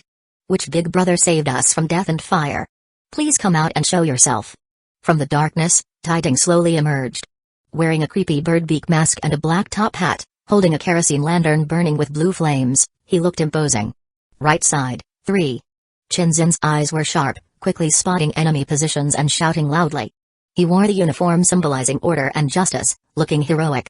Beside him, 3 other orderly members in neat uniforms closely followed. Left side, 11. One team member immediately reported. The situation looked tense, but Shinzin remained calm and issued orders. Everyone, focus. Break out to the right. The team responded in unison, moving swiftly and orderly. They tightly gripped various firearms, working with perfect coordination. Find Zhao Li and the others first. Don't rush to clear these monsters. Shinzin deeply understood the importance of teamwork. The primary mission now was to reunite all team members. Gunfire erupted. Bang bang bang bang bang bang. Brilliant flashes of fire blossomed like dazzling fireworks in the night sky. The guards who had been snarling and blocking the way were instantly overwhelmed and fell. Shinzin led the team, firing bravely while retreating methodically. They covered each other, vigilantly watching their surroundings, missing no corner that might hide danger. Meanwhile, they anxiously searched for their scattered teammates. As they cautiously rounded a dark, narrow corner, a dazzling light suddenly pierced their eyes. Looking carefully, a tall, mighty man radiating a strong aura appeared. He wore armor fiery red like blazing flames, the vivid color seeming to burn the surrounding air. In his hand was a strangely shaped long blade, shimmering with cold light that sent chills down the spine. At his feet lay dozens of guards, all dead. Damn, the flame dragon hero. One couldn't help but exclaim. What surprised them even more was that just as they were captivated by this mysterious flame dragon hero, Zhao Li, who had been desperately searching, quietly slipped out from behind the man. Zhao Li was a pretty girl. Her delicate features and lively big eyes made her stand out at this moment. Seeing her teammates, Zhao Li called out urgently, "Captain Chen. I'm here." "No, don't come over." A terrified woman was curled up in a corner, trembling. Her back pressed tightly against the cold, hard wall with no way out. 3 minutes earlier, she had joyfully followed others, desperately escaping the eerie, terrifying dungeon. But she never imagined so many hideous, bloodthirsty monsters lurked outside. Just when she had lost all hope, a dazzling, bright flame swept in like a fire dragon. Then, with a muffled pop, the dungeon guard's head was sliced off by a third. The huge guard's body collapsed, kicking up a cloud of dust. At that moment, a tall, slender man slowly appeared before her. He wore a pitch-black long coat, its hem fluttering wildly like a ghost in the night. Chapter 269, Tripartite Standoff? In his hand, he gripped a long sword blazing with fierce flames. The blade shimmered with scorching light, the leaping fire illuminating his sharply defined jawline, adding an air of mystery and coldness. Not only that, but beside this man, there was a child who seemed quite young. The child held a submachine gun, his eyes resolute and sharp, revealing a maturity and decisiveness far beyond his years. Go stay in the cell, and they won't attack you. The man's deep voice rang out, calm and reassuring. With that, he waved his arm, releasing a silvery stream of water that sparkled as it flew out. The water flowed like lively silver snakes, swiftly lunging toward the thick iron bars beside the woman and tightly wrapping around them. Then, as the water quickly retracted, a jaw-dropping scene unfolded. The once indestructible iron bars vanished into thin air without a trace. The woman's face was filled with astonishment. At this moment, the child also spoke up. Yeah, sister, it's safe in the cell. Once we deal with the monsters, you can come out. Hey. Before the woman could react, the man and child had already disappeared. Thank you. She thanked the empty air, then turned and climbed into the cell. Sure enough, no guards came to attack her. Looking at the firelight outside and listening to the gunshots, she felt an unprecedented sense of security in this dark cell. The chaotic battle did not last long. With Chizhou and his fully equipped team joining, the fight quickly ended. Apart from a pile of guard corpses on the ground and scattered broken wooden shields and ruined swords, no one died. The reason was simple: those who broke out to fight all possessed skills or useful items. Those who knew their strength was insufficient stayed quietly in the dungeon, not joining the battle. Or they were rescued by Chizhou and returned to their cells. After the external threat was removed, internal struggles immediately surfaced. Because now, all 70+ people had gathered together. Among them were several wearing uniform black outfits that stood out sharply. Orderly Heaven. These 7 people stood back to back, weapons in hand, defenses flawless. Wei Chu was among them, the only one not wearing a uniform. Suddenly, he pointed at Taiding and shouted, "You damn ugly-faced guy. I can't believe I ran into you here." Chen Xin was stunned and frowned. You know him? During the chaotic fight earlier, Wei Chu had saved Zhao Li. After showing his capture unit ID, they had become familiar in this environment. This guy is a quasi-level 1 wanted criminal. Known as the Death Judge. The bounty is a full 5,000 train coins. As soon as Wei Chu said this, everyone's gaze followed his finger toward Taiding. Taiding said nothing. Chizhou clicked his tongue lightly. Let him brag, didn't expect he could actually talk big. A bit too big, actually. Quasi-level 1 wanted criminal? Bounty 5,000? Death Judge? There aren't many quasi-level 1 criminals, how come I don't remember this guy? Brother Hu frowned thoughtfully.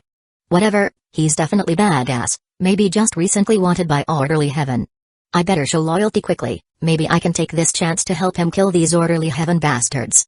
Having such a big brother here, killing these orderly people would be a piece of cake. Because he himself was also a wanted criminal of Orderly Heaven. A level 3 wanted criminal with a bounty of 500 drain coins. Thinking this, Brother Hu stepped out from behind Taiding. Pointing at Wei Chu, he cursed, "Damn Orderly Heaven, who do they think they are? My big brother can bark as loud as he wants. You wanna die?" Wei Chu frowned. "Who the hell are you?" "I'm Northeast Fierce Kick Brother Hu. Never heard of you, you short-legged cat." "Ha. If you have guts, come try to take a kick from me. Big brother. No need for you to act, we'll handle him. Zhao Liang, come on. Let's deal with these orderly lapdogs." As Brother Hu revealed his identity and admitted Taiding was his big brother, more wanted criminals gathered behind Taiding, clearly seeing him as the core. There were quite a few. Over 20 people. Chizhou stayed put, with Lao Yu by his side. Behind him were some he had saved or neutral parties who didn't want to join the fight. This group was the largest, about 40 people. At this point, 3 factions quietly formed. Orderly Heaven led by Wei Chu and Chen Xin. The wanted criminals led by Taiding. And Chizhou's side, without a leader, spontaneously banded together as neutrals who didn't want to offend either side. The combat power among them seemed roughly balanced.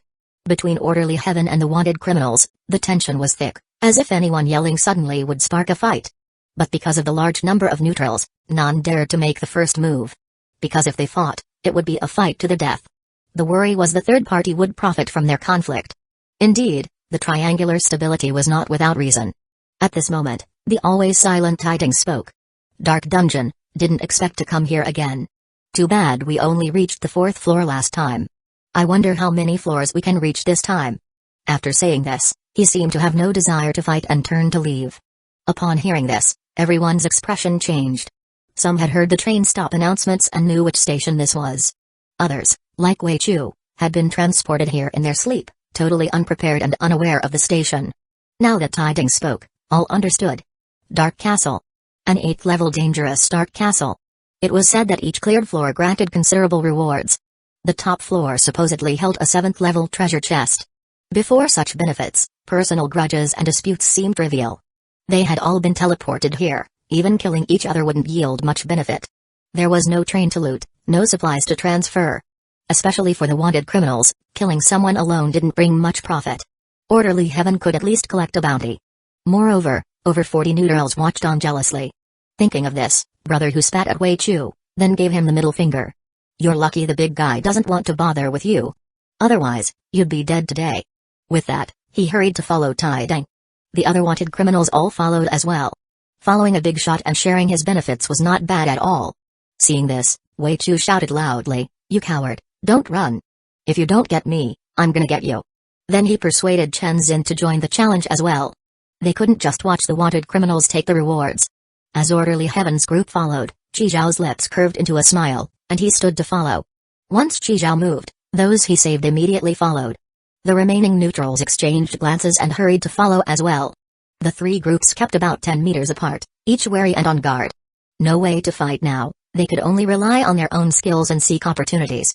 Soon, they found the spiral staircase leading to the upper floors. Chapter 270, of course, we go up together. The Orderly Heaven group took the first step onto the spiral staircase. At this moment, Tiger extended his index finger, pointed at Wei Chu and the others, and shouted loudly, "Damn it, wait. Fucking hell, why does your orderly get to go up first? If anyone goes up first, it's our boss." Chen Xin stopped in his tracks upon hearing this and turned his head. Then, he made a gesture signaling, "You go first." Seeing this, Tiger snorted coldly, "Not bad, kid, you know what's good for you." He fawned on Tidings with a sly smile. "Boss, please go ahead." Tidings spoke coldly, "You go first." Hearing Tidings' words, Tiger's face immediately showed embarrassment. He looked at the winding staircase and felt his stomach tighten with nerves. No way. If there's a trap, I'd be the first to get caught. I absolutely cannot be the first to go. Thinking this, he stretched out his hand pointing at Chen Xin and the orderly group. "Damn it, trying to trick us into leading the charge? You want us to scout ahead for you? Dream on. You orderly bastards are the sneakiest." Tiger shook his right index finger disdainfully, "Trying to fool us? Let me tell you, impossible." The scene suddenly fell silent. Until someone awkwardly let out a fart at the worst possible moment. To cover the embarrassment, one of the neutrals stepped forward. "Then we'll go first." "Why the hell do you get to go first?" "No way." Tiger immediately retorted. "Damn, so who the hell goes first?" Wei Chu couldn't take it anymore, he stood up and shouted loudly. Tiger raised his head, recognizing the kid. This guy had a reputation for becoming the Flame Dragon hero and was notoriously wild in a fight. Not someone to mess with. "Of course, we all go up together." "Boss, what do you think? Is that okay?" Tidings said nothing and lifted his leg to climb the stairs. Just like that, Orderly Heaven, the wanted criminals, and the neutrals lined up in 3 vertical columns and ascended the spiral staircase together. Leading each column were Chen Xin, Tidings, and Chi Zhao respectively. Compared to the tenseness and anticipation of the criminals and neutrals, Chi Zhao remained calm and composed. Wei Chu acted like he was just window shopping, without any pressure at all. After all, everything he was doing now was under Chi Zhao's instructions. Chi Zhao was very satisfied with the situation. Breaking through the levels. Bullshit, I cleared level 10 ages ago. The rewards from each floor had already been claimed by me. Bringing you all up here is simply to borrow your strength. Thinking this, Chi Zhao recalled what had happened to him earlier on the 11th floor. It had to be said, the higher the floor, the tougher the challenge. Even the first floor was no joke in difficulty. Without any intel, you could only try through trial and error, using the number of people and time to figure out the breakthrough methods. The difficulty of the 11th floor was obvious. Chizhou knew he couldn't pass it alone, so he decided to bring all these people up to help break through. Entering the first floor of the Dark Castle, the Hall of Reflections. Everyone was bewildered by the complex reflections. A team of over 70 suddenly looked like 700. Taiding walked at the front, guided by Chizhou, taking the correct paths all the way. Of course, to others, Taiding was already someone who had cleared floors 1 through 4. So his familiarity was understandable. Arriving at the central altar, 3 lit candle holders and a staircase leading to the second floor appeared before everyone. The staircase.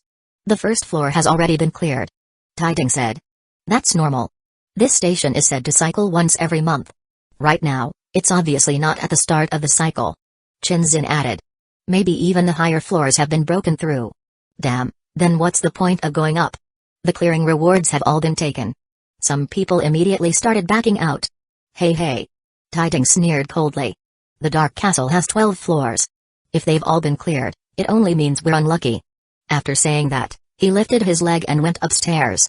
Most people hurried to follow, with only a few exchanging glances before also choosing to catch up. Staying in this hall full of mirrors was too creepy. Better to follow the main group. No choice, people always follow the crowd. The group arrived on the second floor. Similarly, there was a huge spiral staircase here as well. Taiding muttered, someone's cleared this floor too. Everyone was shocked by this. Ignoring the massive stitched butcher, they all headed straight for the stairs. Where are you all running to? If you want to go upstairs, come take a test with me first. The stitched butcher was overjoyed seeing so many people. This floor was special, although the staircase upwards existed, no one but Chizhou could ascend it. They would be blocked by an invisible membrane on the first floor. Only after completing an organ classification like Chizhou could one qualify to go up.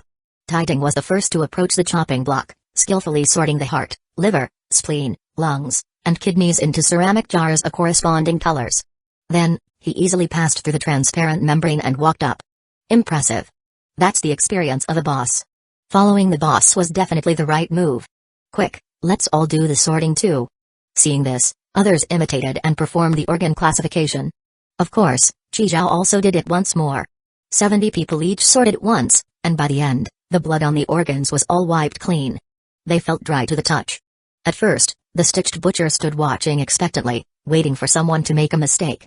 But in the end, he gave up watching, went to the side, picked his nose, and took a nap. They arrived at the third floor, the blood pool. It was clearly already cleared because the staircase upwards had appeared. Seeing Taiding's back as he walked up, everyone hurried to follow. At this moment, 2 people sneaked at the rear. After everyone disappeared around the corner onto the 4th floor, they quietly pulled a few train coins from their pockets. Hey, these idiots don't know that throwing train coins into the blood pool might bring unexpected rewards. This opportunity is mine. But after tossing 3 train coins into the blood pool, nothing happened. Damn. Another damn false intel. Damn it, from now on I have to buy intel from Orderly. There's way too much fake intel outside. After the blood pool, they reached the 4th floor, the library. Everyone chattered excitedly like a bunch of college students back in their school days. Damn. The Life of Hashimoto Eating Cilantro. I have to read this now. Tiger immediately reached out to grab it. Chapter 271, 11 Floors. The Atonement Church. At that moment, Taiding spoke up, you can look, but wherever you took the book from, you must put it back there. Otherwise, you will become just another one of these countless books. Hearing Taiding's words, the wanted criminals all gasped sharply. No wonder so many books here were titled with phrases like a lifetime of something. So that was the meaning behind it. Some had already pulled out their books halfway, but after hearing Taiding's warning, they reluctantly pushed them back in place. Tiger also released his grip, though he was very curious to see. Forget it, curiosity killed the cat. Missing one won't kill anyone. He comforted himself silently. The group proceeded upward layer by layer until they reached the 10th floor. Even on the 10th floor, there were stairs. The entire 10th floor had actually been cleared by someone. Chinzin frowned. Something was off. Even the 10th floor had been cleared, but the dungeon guards were all still alive. If several groups had made it to the 10th floor, the dungeon shouldn't be in this state. Unless the entire 10 floors were cleared by a single person. He exited the dungeon without disturbing any guards and went straight to the upper floors. This meant the person was very purposeful and must have had detailed intelligence. Wait a minute, could this person be among us? Thinking of this, Chinzin suddenly felt a chill down his spine. If so, Then what was this guy's real purpose in leading us up here? Who could he be? Shinzin quickly scanned the wanted criminals and neutrals around him. When his eyes met Tiger's, Tiger gave a look as if saying, "What are you staring at?" Shinzin clicked his tongue and ruled him out first. Most likely, it was Taideng, the one wearing the bird beak mask who hadn't revealed his face. This guy's methods were strange, and his strength considerable. He must be carefully watched. Damn it, why was every floor up to the 10th already cleared by someone? Damn it, I was hoping to have some soup, but so far I haven't even seen a single hair. Could it be that the last 2 floors were also cleared? If that really happened, we'd probably have to fight at that point. We have several first-class wanted criminals and plenty of people. We're not afraid of them. But the problem is, it seems our equipment and items aren't as complete as those filthy order dogs. If a fight breaks out, I can't be the first to jump in. Thinking this, Tiger nodded unconsciously. Each person harbored their own intentions as they arrived at the 11th floor. The 11th floor of the Dark Castle was surprisingly bright and warm. A church stood quietly here. The church's first impression was one of absolute holiness, radiating a mysterious yet solemn aura. In front of the church was a garden. The garden was full of brilliantly blooming rose bushes. These roses were in full bloom, like clusters of blazing flames, exuding an enchanting fragrance and vibrant vitality. Each rose was dazzlingly beautiful, its petals layered around a tender yellow core, as if crafted by nature's finest artistry. Several white doves perched leisurely on the garden fence. They occasionally preened their feathers and cooed softly, adding vitality and life to the peaceful atmosphere. Everything here looked so peaceful and serene, without any noise or conflict. Compared to the 10 floors below, the contrast was stark. The lower floors were filled with a sinister, terrifying aura, permeated by the scent of death and despair. The key point was, there was no spiral staircase leading to the 12th floor. This proved no one had yet cleared this floor. The reward was still available. Everyone immediately grew excited. After running through 10 floors, they finally saw hope. At that moment, a priest walked out of the church. He had graying hair and wore thick bifocal glasses. He donned immaculate white priestly robes and tightly held a black-covered Bible in his arms. "Hey, old man.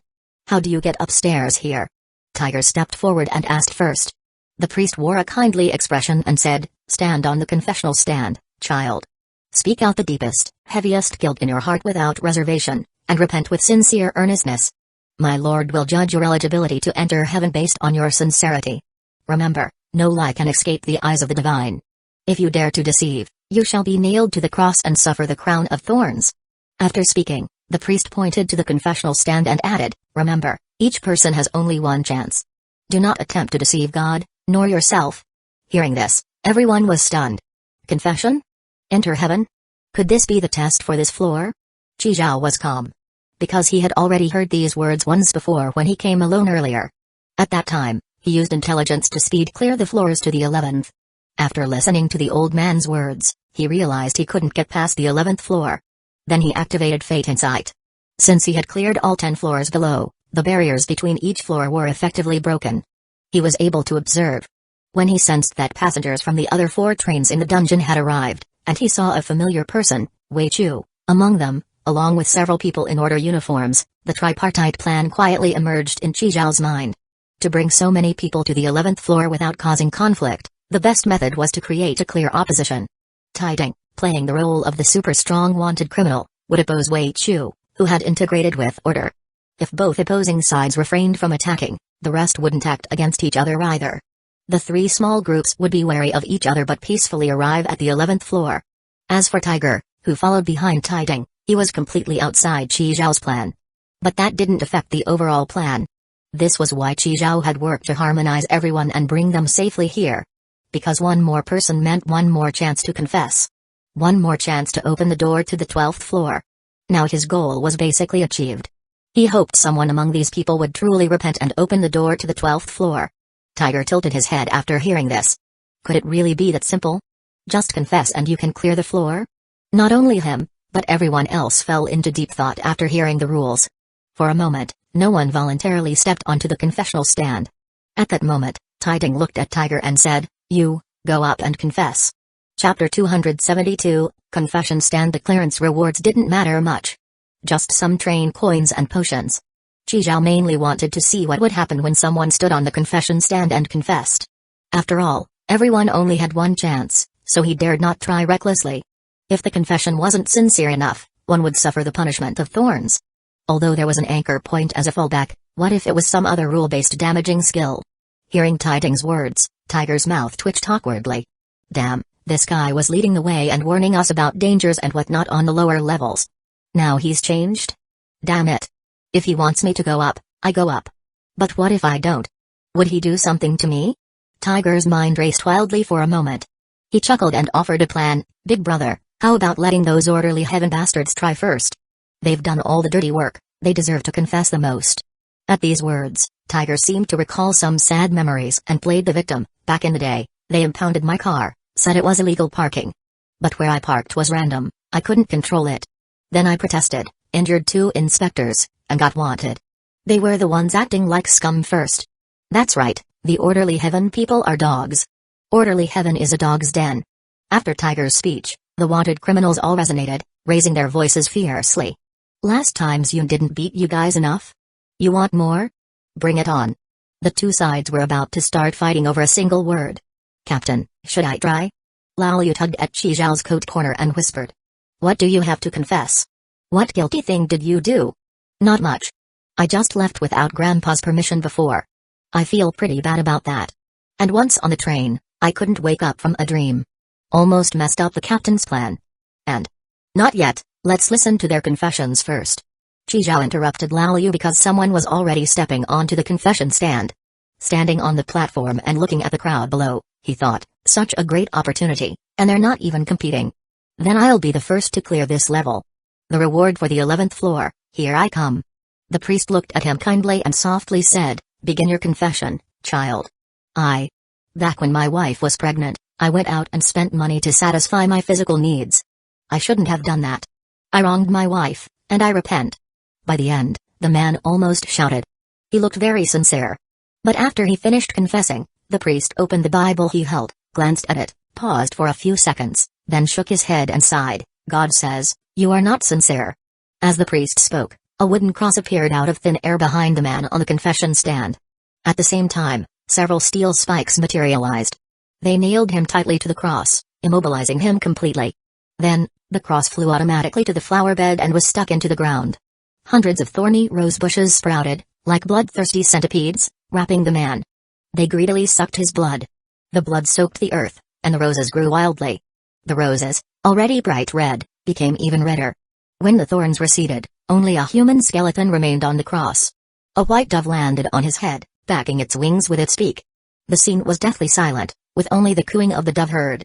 This was the punishment of thorns. Everything happened so fast, just like an execution animation in a game. There was no chance to save him because it was a rule set in the system. Chi Zhao raised an eyebrow. Good thing he was rational back then and didn't rush to confess on the stand. No wonder there was no intel on the 11th floor. Probably many confidently stepped up and became rose fertilizer. The scene fell into silence. Neither orderly heaven nor the wanted criminals cursed each other anymore. After seeing this, Chinzin breathed a sigh of relief. Maybe none of us here is that person. That person has already been turned into blood by the rule power of this floor, nourishing the roses. TSK. This is troublesome now. Seeing this, everyone would definitely be scared. No one would want to confess anymore, so what was the point of me bringing them up here? But Chi Zhao obviously overlooked one thing: wealth is blinding. Damn, the higher the level, the richer the clearance rewards. Just this 11th floor alone probably has more rewards than levels 1 through 10 combined. Yeah, who cares about fear? The brave live, the timid starve. I'll go first. That person's confession was obviously insincere. How could such nonsense count as confession? It's just a true confession. What's the big deal? After speaking, that man rushed onto the stand and loudly confessed. When the confession ended, he confidently looked at the priest. The priest flipped through the Bible again, then shook his head and said slowly, God says, you are not sincere enough. Another wooden cross appeared, and the same scene repeated. But this time, only a dozen or so thorns wrapped around him. When the thorns withdrew, he had lost a lot of weight and looked pale. But he hadn't died. Everyone hurriedly took him down from the cross and laid him flat on the ground. So the degree of sincerity in confession determined the severity of the execution. Seeing this, everyone was filled with hope. As long as they confessed sincerely, they could definitely clear this floor. Then everyone eagerly stepped onto the stand to confess. They hoped to be the first to break the ice. But soon, more than 50 people had tried, and even the best, Chinzin, wasn't punished. Yet none managed to clear the floor. The priest said he still wasn't sincere enough. Chizhao began to doubt what exactly the way to clear this floor was. Meanwhile, Tiger, who had rested but still looked pale, pointed at the priest and shouted, "Damn it, whether you're sincere or not is all up to him. That old geezer is a liar. I say, we just kill him, then the door will open naturally." Faced with such words, the priest didn't get angry. Tiger was furious and stormed up to the priest, kicking him in the stomach. But nothing happened. His foot passed right through the priest's stomach. This guy was just a projection. Sigh, humans can never truly face their own hearts. You never dare to confess the things you feel most guilty and ashamed about in your heart and truly repent for them. The priest's expression remained kind, showing no anger at Tiger's offense. "If there's nothing to be afraid of, I'll go." Wei Chu stepped forward, raising his head and shouting. The only ones left who hadn't tried were Chizhao, Lao Yu, Wei Chu, and Tai Ding. Chizhao gave him a thumbs up. This was a warrior. Aye. But when Wei Chu actually stepped onto the stand, he hesitated again. "Remember, you only have one chance. If you don't truly repent, you won't enter heaven," the priest reminded him.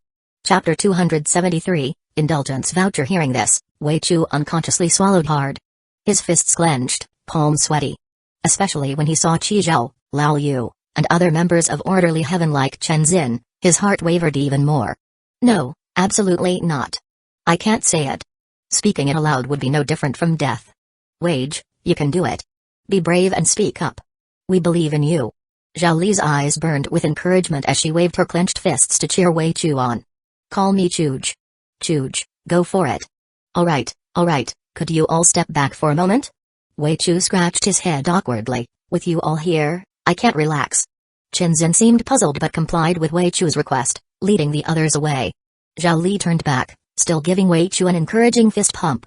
Seeing them leave, Wei Chu sighed in relief. Then, he turned to Tai Ding. "Hey, you guys should step back too." Hearing this, Tiger immediately stepped forward. "Fuck. Who the hell do you think you are, talking to our boss like that? Looking to die, huh? Hurry up and confess already. Quit dawdling like a damn woman. If you can't do it, get the hell down. Don't waste our boss's time." Wei Chu immediately flipped him the bird. "Shut the fuck up. Who asked you? Think you're so tough? Just wait. After I clear this level, you're first on my list." "Oh, you're gonna take me down?" Tiger burst out laughing as if hearing the funniest joke, pointing at Wei Chu while shaking his head. "This guy wants to take me down, ha ha ha." Several other wanted criminals joined in the laughter. "Boss, let's just kill all these Orderly Heaven dogs. There's only a few of them left, just this stinking brat hasn't confessed yet. The others won't make it through this level anyway. No harm in finishing them off, right?" Tai Ding remained silent, which Tiger took as tacit approval. "Brothers, let's charge together and slaughter these Orderly Heaven mutts." But as Tiger shouted, he realized no one was joining him. Because Tai Ding hadn't moved from his spot. So neither had anyone else, including Tiger's own lackeys. Moreover, due to their argument, the Orderly Heaven members who had retreated earlier had all returned, their guns now loaded and ready. Seeing this, Tiger licked his lips and wiped his nose with his hand. "Fuck, you think guns scare me? Our boss's chains are 100 times faster than your bullets. Boss, aren't we gonna teach them a lesson?" But when he turned around, he discovered Tai Ding had silently retreated over 100 meters away without anyone noticing. Tiger. Not only that. The neutral faction, following Chi Zhao's lead, had also retreated en masse. Now only Tiger remained in the area. "Tiger, discretion is the better part of valor.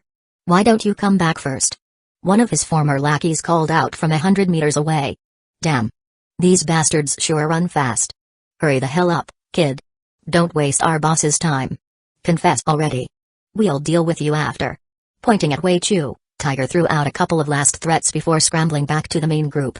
Thus, within a 100-meter radius, only Wei Chu remained. Wei Chu exhaled in relief. This was much better. Adjusting his breathing, he began, "I want to confess." At that moment, the priest interrupted him. "Everyone present here is a witness. If you can't even face outsiders, how can you face your own heart? If your confession were truly sincere, having already confronted your own conscience, why would others' opinions matter? Child, would such a confession truly be genuine?" Wei Chu's brow furrowed deeply, his expression full of conflict. Finally, he shook his head and let out a frustrated sigh. "You're right. I'm not ready yet." Wei Chu started stepping down. "I'll come back when I'm prepared." The priest's expression remained kindly as he said unhurriedly, "Leaving this confessional means forfeiting this opportunity, child. Forfeit? What happens then? The priest raised his hand, about to summon the crucifix. Wait. I've decided. I'll confess. Seeing this, Wei Chu quickly pulled his right foot back onto the confessional platform. He sighed and squatted on the platform, looking utterly defeated. Damn it all, why did I let my impulses get me up here? Fuck. Okay, need to prepare. Gotta psych myself up. Though Qi Zhao had also retreated over 100 meters away, thanks to his insight of fate ability, he could still hear the conversation between the priest and Wei Chu. This guy. Being so hesitant. What exactly does he need to confess? But can sincere confession really clear this level? Something's off. The priest only said those who confess sincerely can enter heaven. And everyone assumes his heaven means the fortress's 12th floor. But those two things might be completely unrelated. Whatever. There's only 1 minute left until the half-hour mark. The clue should appear soon. The station announcement didn't explain each floor's clearance method, but it did provide other information. Solve the puzzle to proceed. If unsolved, wait 30 minutes in place for clues to appear. Actually, ever since Qin Zin confessed without receiving the thorn's punishment yet failing to clear the level, Qi Zhao had suspected something. Is sincere confession really the way to clear this level? Wei Chu remained squatting on the confessional, occasionally sneaking glances at the 3 distant groups. If I confess here, they probably can't hear me, right? Over 100 meters. Should be safe? No. Wait, what if someone has eavesdropping skills or enhanced senses? If they find out about my mistake with Chief Elsa, it'd be worse than death. She's Zhao Wan's mother. Wei Chu, what were you thinking? How could you have those thoughts about Zhao Wan's mother? You're scum. Zhao Wan would be so disappointed. You're not human. Not human at all. Overcome with shame and anger, Wei Chu slapped himself hard across the face. Can't say it. Absolutely can't say it. If this gets out, Zhao Wan and I are done for. Quick, think. What else can I confess? Just say something random. As long as I don't get drained to death, a couple healing potions will fix me up. I've got potions in my belt anyway. At this thought, Wei Chu's eyes lit up. Yes. That's it. Just make up any confession. Quick, what can I confess? Fuck, I can't think of anything. Make something up? Yeah, just fabricate something. Wait. If I lie, won't I end up like the first guy, sucked dry into a skeleton? Damn it, what do I do? Wei Chu scratched his head anxiously on the confessional. If there'd been more space, he'd have been pacing. Huh? What's this? Just then, he noticed something like a donation slot had appeared on the confessional's surface. Was this slid here before? There's writing on it. Shit. Can't read it. It wasn't in Dragon Country's language. Wei Chu couldn't understand the characters. Old man, what's this? Squatting on the confessional like it was a toilet, Wei Chu turned to the priest, pointing at the newly appeared slit. Ah, that's the indulgence voucher slot. The what? Voucher? My lord's indulgence vouchers can cleanse your sins and grant you passage to heaven. My lord is merciful, knowing worldly struggles, thus left behind some indulgences. You had this good stuff all along and didn't say so? Give me one quick. Wei Chu's eyes sparkled with excitement. Let my lord's indulgence cleanse my sins. The priest smiled slightly, extending one finger. 100. Huh? 100. Train coins. Wei Chu's eyes went wide, one eyebrow raised higher than the other, as if hearing something unbelievable. Say that again. How much? 100? The priest nodded smilingly, still holding up one finger. 100. Any discounts? The priest smiled. You may also choose to continue confessing. Wei Chu immediately got worked up. Fuck. What does your lord need so many train coins for? Building heaven? My lord has his purposes. Wei Chu. Fine, 100 it is. Wei Chu promptly took out 100 train coins from his belt. Thanks to the hefty bounties he'd earned from killing wanted criminals during Yun's defense last time. Otherwise, spending this much on an indulgence would hurt. Following the priest's instructions, Wei Chu fed the 100 coins into the newly appeared slit on the confessional side. The priest nodded approvingly, smiling warmly. You've done well, child. At that moment, a mystically glowing indulgence voucher popped out from the slot. Seeing this, Wei Chu's heart leaped with joy as he quickly grabbed it. The moment the voucher touched his hand, a dazzling pillar of holy light descended from above, shining directly on Wei Chu's head. The light was so brilliant it hurt to look at, as if containing infinite divine power and compassionate radiance. Holy shit. My eyes. It enveloped Wei Chu completely, making everything around seem dim by comparison. The previously bright 11th floor instantly darkened. Wei Chu became like the spotlighted protagonist on a grand stage. All the stage lights in this theater focused solely on him. Simultaneously, like an announcer's voice, the priest's words resounded throughout the 11th floor. Congratulations, child. Your sincere confession has cleansed your sins. My Lord shall guide you to heaven. Amen. The next instant, Wei Chu's body rose uncontrollably with the light pillar. He ascended to the next level. Tiger and the others in the distance, who'd been waiting to laugh at his failure, were now stunned speechless. Holy shit, the kid actually did it. If I'd known, I'd have made everyone fuck off during my confession too. Then I'd be the one advancing. Though I am curious. What the hell did that punk confess? Definitely nothing good. Look at that sleazy face. Probably never did a decent thing in his life. Any confession would have sufficed. Meanwhile, the orderly heaven members in another direction were all thrilled. Wage is amazing. Zhao Li shouted, her face flushed. Qinzhen nodded in approval. As expected of someone from the arrest division. You all should strive to join them too. Much better prospects than being inspectors. After this, I'll recommend transfers for you all. Hearing this, someone immediately spoke up, but we prefer staying with you, Captain. Don't worry, I'm going to. Qinzhen rarely smiled. But I'm getting old. Whether they'll accept me is another matter. Zhao Li immediately responded, Captain is amazing. Of course they will. If they won't take you, then the arrest division isn't worth joining. Qinzhen smiled without responding. Among the neutral faction, Qi Zhao watched Wei Chu's disappearance while narrowing his eyes and raising an eyebrow involuntarily. Interesting. The hint appearing after 30 minutes was actually on the confessional. When the confessional first changed, Qi Zhao's insight of fate had detected it. Of course, Wei Chu noticed quickly too since he was squatting right there. So this level's simple. Just buy your way in. No need for any confession. If you're rich enough, you too can go to heaven. An insincere confession only gets you the thorns punishment. Though Qinzhen was an exception. He was sincere, yet still couldn't reach heaven. Pity. Sincerity can't compete with train coins. Thanks to Insight of Fate, Qi Zhao knew all about Wei Chu's conversation with the priest and the indulgence purchase from 100 meters away. 100 train coins for passage upward. My rewards from clearing floors 1 through 10 only totaled a bit over 100 coins. What incredible treasure awaits on the 12th floor. Moreover, since Wei Chu used an indulgence instead of the normal process, this floor's clearance reward remains. Normally, rewards go to the first proper clearer. Seems only those who confess sincerely can claim this reward. Though Wei Chu disappeared, the light pillar remained. It still shone upon the confessional. Everyone quickly realized, wait, the light's still there. We can still go up. Charge, brothers. As someone shouted, several people rushed forward. They crowded onto the confessional, hoping to be transported heavenward like Wei Chu. But nothing happened. The priest observed them calmly. I said only those who confess sincerely may ascend. So you're saying we confessed but failed, so we can't go up? Not exactly. My Lord is merciful to all. He specially left indulgences here. Those possessing them may also enter heaven. Indulgences? The fuck? Those exist? Tiger was stunned. Where? Where are these vouchers? The priest smiled, holding up 2 fingers, 200 train coins each. Limited quantity. First come, first served. Everyone. Fuck, knew this old bastard was shady. So this was his game all along.